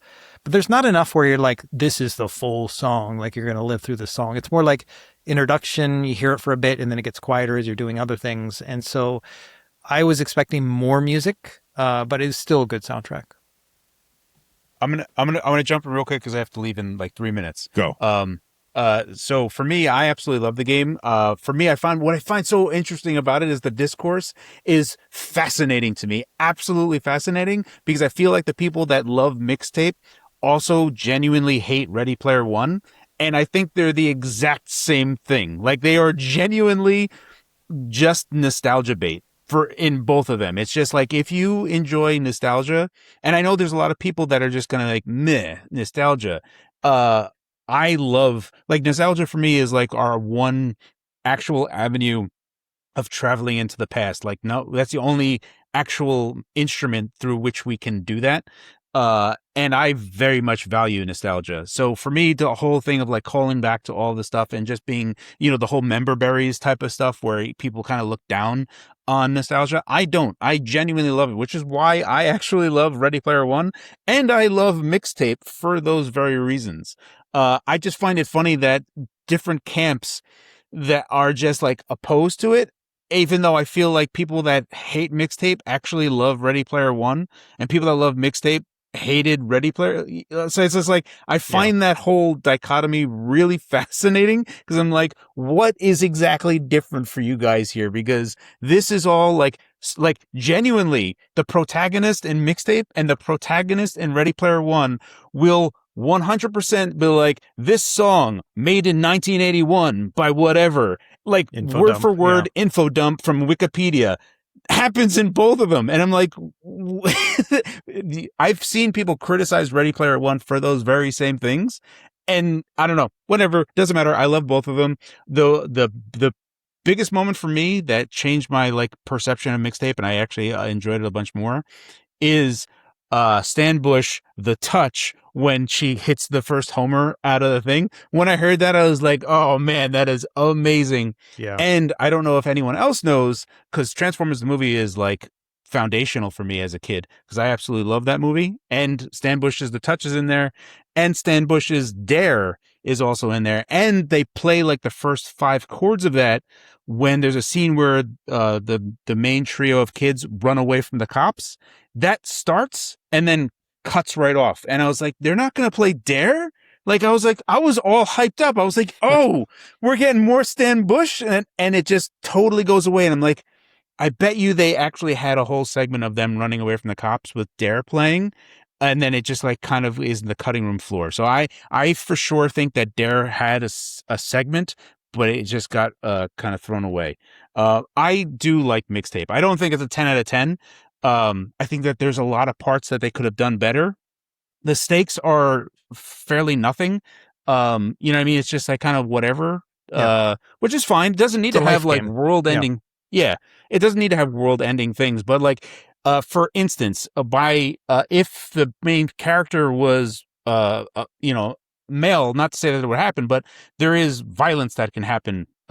Generally speaking, especially, you know what I mean? Killing. Like well, I don't mean just killing. I mean like just teenage stuff, right? Like just teenage fights that can happen. There's anxiety about like getting into a fight with someone in school and then seeing that person in the same day. And it's not quite the same where it can happen, but I just think it happens to a larger degree in one way. That's a completely different thing, but I'm just saying that the stakes for it are just kind of like whatever, which is fine. It doesn't need to have any real stakes. It's just like, kind of John Hughes level stakes of like, you're gonna, be grounded for all summer. Like, oh no, that's it. So anyway, I totally love it. The music choice is very interesting. I actually really enjoyed the low frame rate animation, like the Spider-Man thing. I know a lot of people were talking down on that for whatever reason. I enjoyed it. Also, the skateboarding section was really cool. Like each skateboarding section I actually liked. But yeah, so for me, it's just like a 7 out of 10. Definitely not for everyone, but if you love nostalgia, if you love Ready Player One, I think you're going to love Mixtape. That's me. I have to go. Thank you guys for talking with me. Russ, I really wish we could have spent a little bit more time here, but I really got to go, guys. Good worries. talking to you guys again. I can't believe you Until fit next all week. that in under 5 minutes. That was Yeah, that was crazy. that was crazy. You weren't All right, even later, guys. talking See you, that Carrie. fast. See you, Carrie. Like, I love Ready Player One. I am so I do bored too. with Mixtape. I'm bored. It's so Oh, boring. really? Nothing is interesting. The thing that I thought would hook me is the music, and you nailed it, Russ. The music is barely there. It's like, here's this awesome song. I'm like, yes, we got some Devo. And then it's like 2 seconds of it before it quiets out. And then you're listening to the conversations, which is fine. You can that's the choice that they made. Does it like It's work just for not you me. because they're like high school kids and you're a teacher? I would say too. Oh yeah, that's another thing is like the way that they talk to each other is so irritating. And I don't think it's because I'm a teacher and I deal with teenagers all day long, because they don't really, I deal with teenagers all day long. The people in this game do not talk like teenagers. Like they talk like how some movie executive thinks that teenagers talk. You know what I mean? Right. And like every it feels time more like that they're something. Go ahead. go. I was You going to say, go. it feels like something a 27-year-old writer would write about being a teenager. Exactly. You know what I mean? Yes. It's like they have the hindsight, they have the time to reflect and to check their grammar and all that stuff. You know what I mean? And it just doesn't translate the right way. It's not authentic. Yeah, I agree with all that. That's the word that I could not figure out. This game feels inauthentic. And it's also not a game. I'm like, the skateboarding, I bet you that if I didn't touch the controller once, I would have made it to the bottom just fine. The shopping cart, same thing. And I only played about an hour, and then I was like, I've had enough of this. It's okay. Whatever. I don't care. You got like 80% through the game and dipped out. I did. That's par for the course for me, Jimmy. I don't finish games. Like a game has to be pretty friggin' special if I'm going to put the full experience into it. So I would say too, for me, knowing that it was a 3-hour game got me through the last hour. Because if it had been an 8-hour game or whatever, I would have probably ended it there. Because there are many of these mini games that feel great, but they are more tech demo than actual game, is the way that I would put them. You know, like it's not enjoyable. Okay. And then also for like the skateboarding parts and stuff like that, I took a really passive approach to the game. So I'm like leaning back on the couch, just like the controller is on my knee and I'm just kind of moving it around. I'm like, hey, it's kind of neat that I can make the character move left and right as I'm watching this movie. Like that's kind of what I was approaching it as. That made it more enjoyable for me. I learned later that there were like achievements for each of those that you could have gotten, and I just like missed all of them because I wasn't even paying attention. The only one I got was the skipping stones one because I spent so much time hitting every single thing I could find. So yeah, I'm not going to go back and get those achievements though. I was sold this game by someone who's like, yeah, you're a 90s kid. It's for you. It's not for 90s kids. It is for 90s teenagers. So it's actually for 80s kids. Like all these Right. songs that are in it are not the songs I grew up with as a 93 baby. But I was laughing at 93, the discourse. Jesus Christ. Are you kidding I'm me? not young. You were born in I'm 33 93? years old. I wish I was young. But yeah. Jimmy, I graduated in 94. That makes me feel so old. So yeah, this game's for you. But everyone is shitting on the town that it takes place in. They're like, no one grew up like this, and it is spot on for my hometown so far, from what I could tell. So I'm like, yeah, I kind of actually relate to these kids a little bit because like you feel like kind of boxed in a town like the one where I grew up, and I kind of get where they're coming from, but the writing, at least in the beginning section, is very stilted and I don't know. I'm like kind of whatever on it. Like I'll finish it because it's short and it's kind of nostalgia bait for me too. So I'm not like I have no strong feelings either way, I would say. But I just thought it was funny that everyone was telling me, "Oh, it's a '90s game," and it's like, no, it's for kids who grew up in the '80s, but we're teenagers in the '90s. Rich, you've been quiet. I haven't played Mixtape. I look forward to it. I forgot that Russ said, let's play it this week. I ended up playing something else. What'd you play? So I played What'd you play? Huntdown. I played Huntdown Overtime, and I'm not sure how I feel about it yet. The original Huntdown is a 2D action platformer that kind of gives like vibes of like Blackthorn. You remember that game from Super Nintendo? From Blizzard, right? Yeah, exactly. So like the art and animation are that detailed, but it's also more dynamic than that in terms of like gameplay and movement. And it's a game that I adored that also not many people talked about. So I was really looking forward to this. I think the only downside to the original, I would say, is that it was like there wasn't enough. Like it was enough for the price, right? Like that's fine, but it was linear and short, and I would have wanted even more. And so I think that's where Overtime comes in, because Overtime takes that formula of like 2D action platformer and does what everybody else is doing and makes it a roguelike. And so it is in early access. I forget the price, but it's cheap, under $20, I would say. $16. 16. Look at that. And yeah, I don't know where I stand yet. Right now, it feels more repetitive than the original. That sounds like obvious because it's a roguelike, right? But like, I was just going to say. But that said, when I place, that's the thing. I don't like all roguelikes, but the roguelikes I do like do not fit that criteria. They do not feel repetitive. So like Spelunky does not feel repetitive to me. It feels like every time I play, I'm in for something new. Yes, I'm building like muscle memory. And so that part is repetitive, but it's not rote. And right now it just feels like I'm just doing the same scenes, the exact same scenes. And there's no like dynamism that you get from a roguelike. Maybe some of that is also influenced by like the meta progression. I don't love meta progression in roguelikes either. I think it's okay. So yeah, I have mixed feelings. The more I play it, the more I sort of get into it, but I don't think it's going to hit me like the original did. I think it's going to be more of just like some comfort food when I want, like the Spider-Man 2 or Spider-Man fights. When you want that style of fighting in a video game, you can go play that game. I think that's what I'm going to get out of this. Very cool. Anybody else have other games that they want to talk about before we wrap up? I'll just mention briefly, I've been playing Replaced, and I'm about 3 hours past where I wanted to be done with it. I thought it had 6 chapters, and I got to the part where I thought it was the end, and then it kept going, and I was like, oh no. So I looked up, and there's 9 chapters, and I'm on chapter 8 now. Ouch. And it's like, it's one of those games like where it's really cool, the art style's awesome, the combat's great. The story is kind of like a little too, I don't have a better way to say it. It's kind of up its own ass a little bit, and it had a good ending point and went far past it. So it's kind of just bugging me now, but I can't leave it unfinished. So I'm just going to kind of blow through it. The art style is worth the price of entry alone, just to see these like beautifully HD 2D crafted environments, and just like the lighting is excellent. The music's excellent. It's just the story's a big letdown. So I like it. I'm playing it on Steam Deck. It's like a good 40 FPS, pretty much locked throughout the entire game.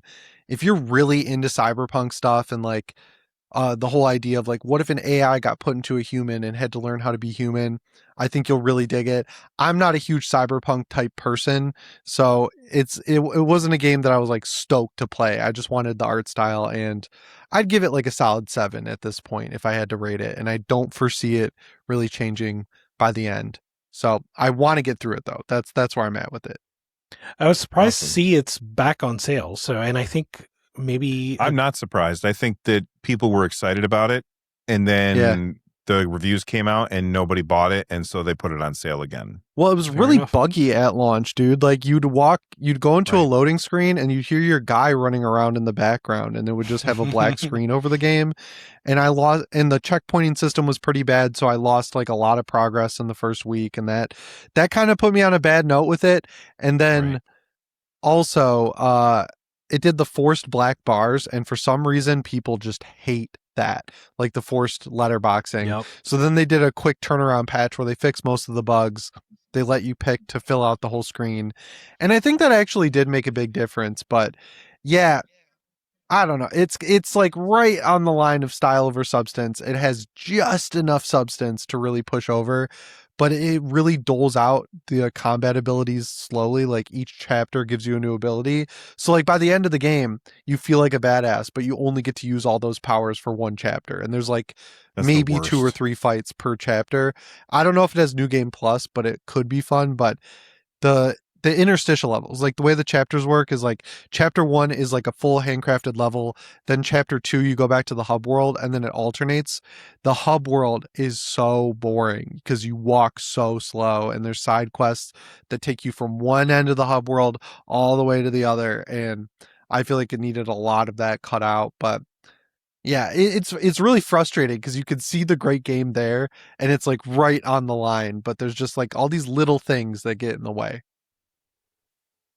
I cut you off before, Rich. I'm sorry. When I said No, that was it. Just that it was on sale. I was surprised. Oh, okay. But I think you make good points. But either way, if it's something that interests you, maybe now's a good time to take a look at it.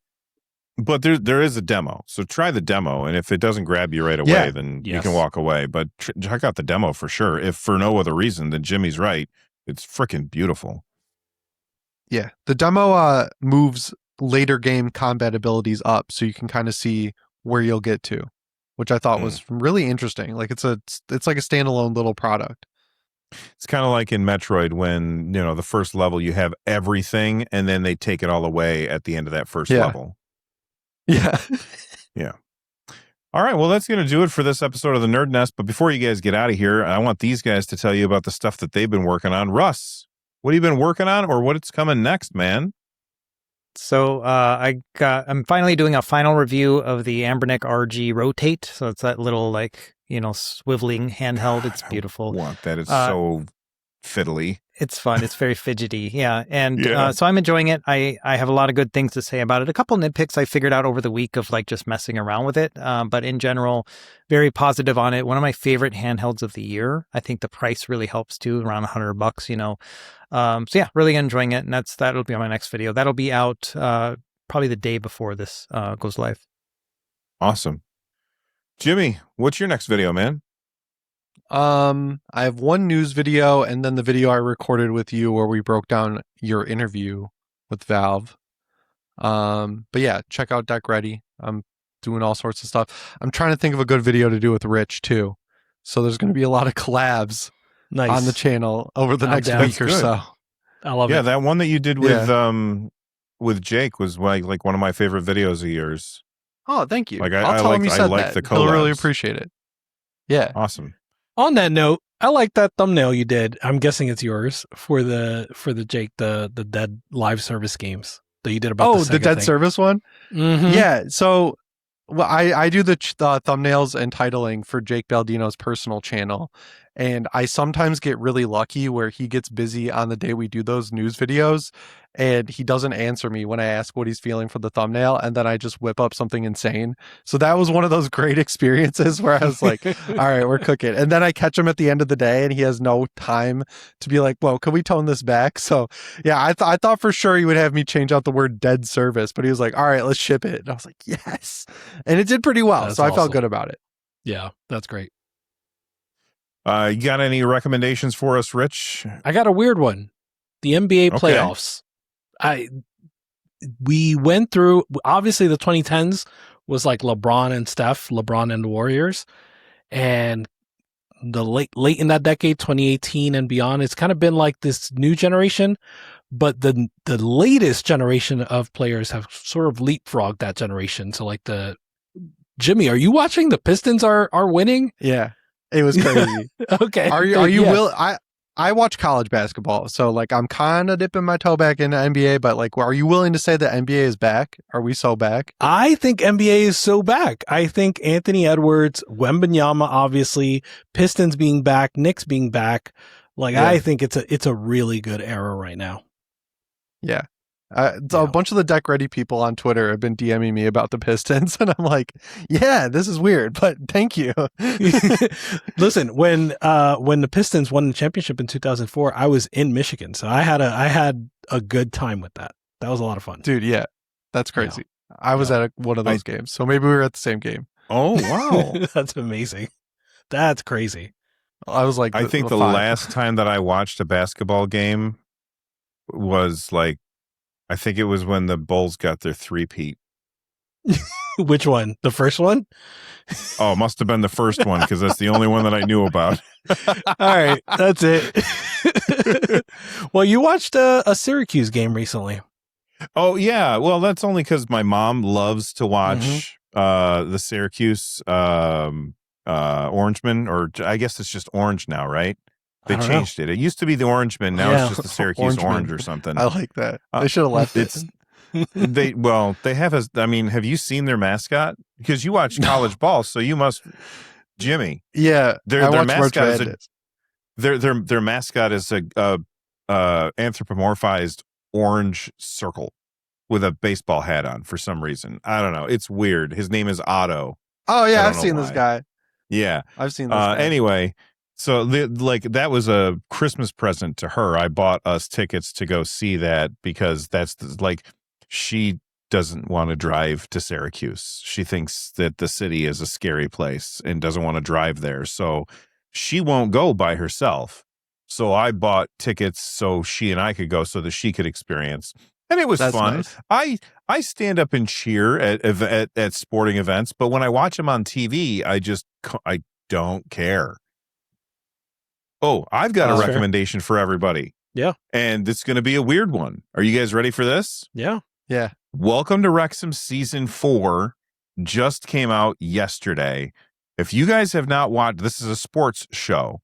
Okay. If you guys have not watched this, it's Rob McElhenney and Ryan Reynolds. Oh, I know what this bought is. a soccer team over in Wales, and they've been trying to get them into the Premier League for 4 years. And it's an excellent show. And my wife and I were sitting down last night, and she was like, what are we going to watch? And I was like, I don't know. And I hit the button, and Hulu came up, and it was like, Welcome to Wrexham is back. And I was like, we were giddy. We were so excited. This show is awesome. And I say this as somebody who doesn't give two squirts about sports. I don't care about sports even a little. So if this appeals to me, I think it will appeal to everyone. It's really, really good. Nice. All right. That's going to do it for us. We're going to wrap up. Thank you for hanging out with us for over 2 hours, and Russ for hanging out with us for about 30 minutes. Poor guy with the internet issues. We'll see you on the next one. Stay rad, everybody.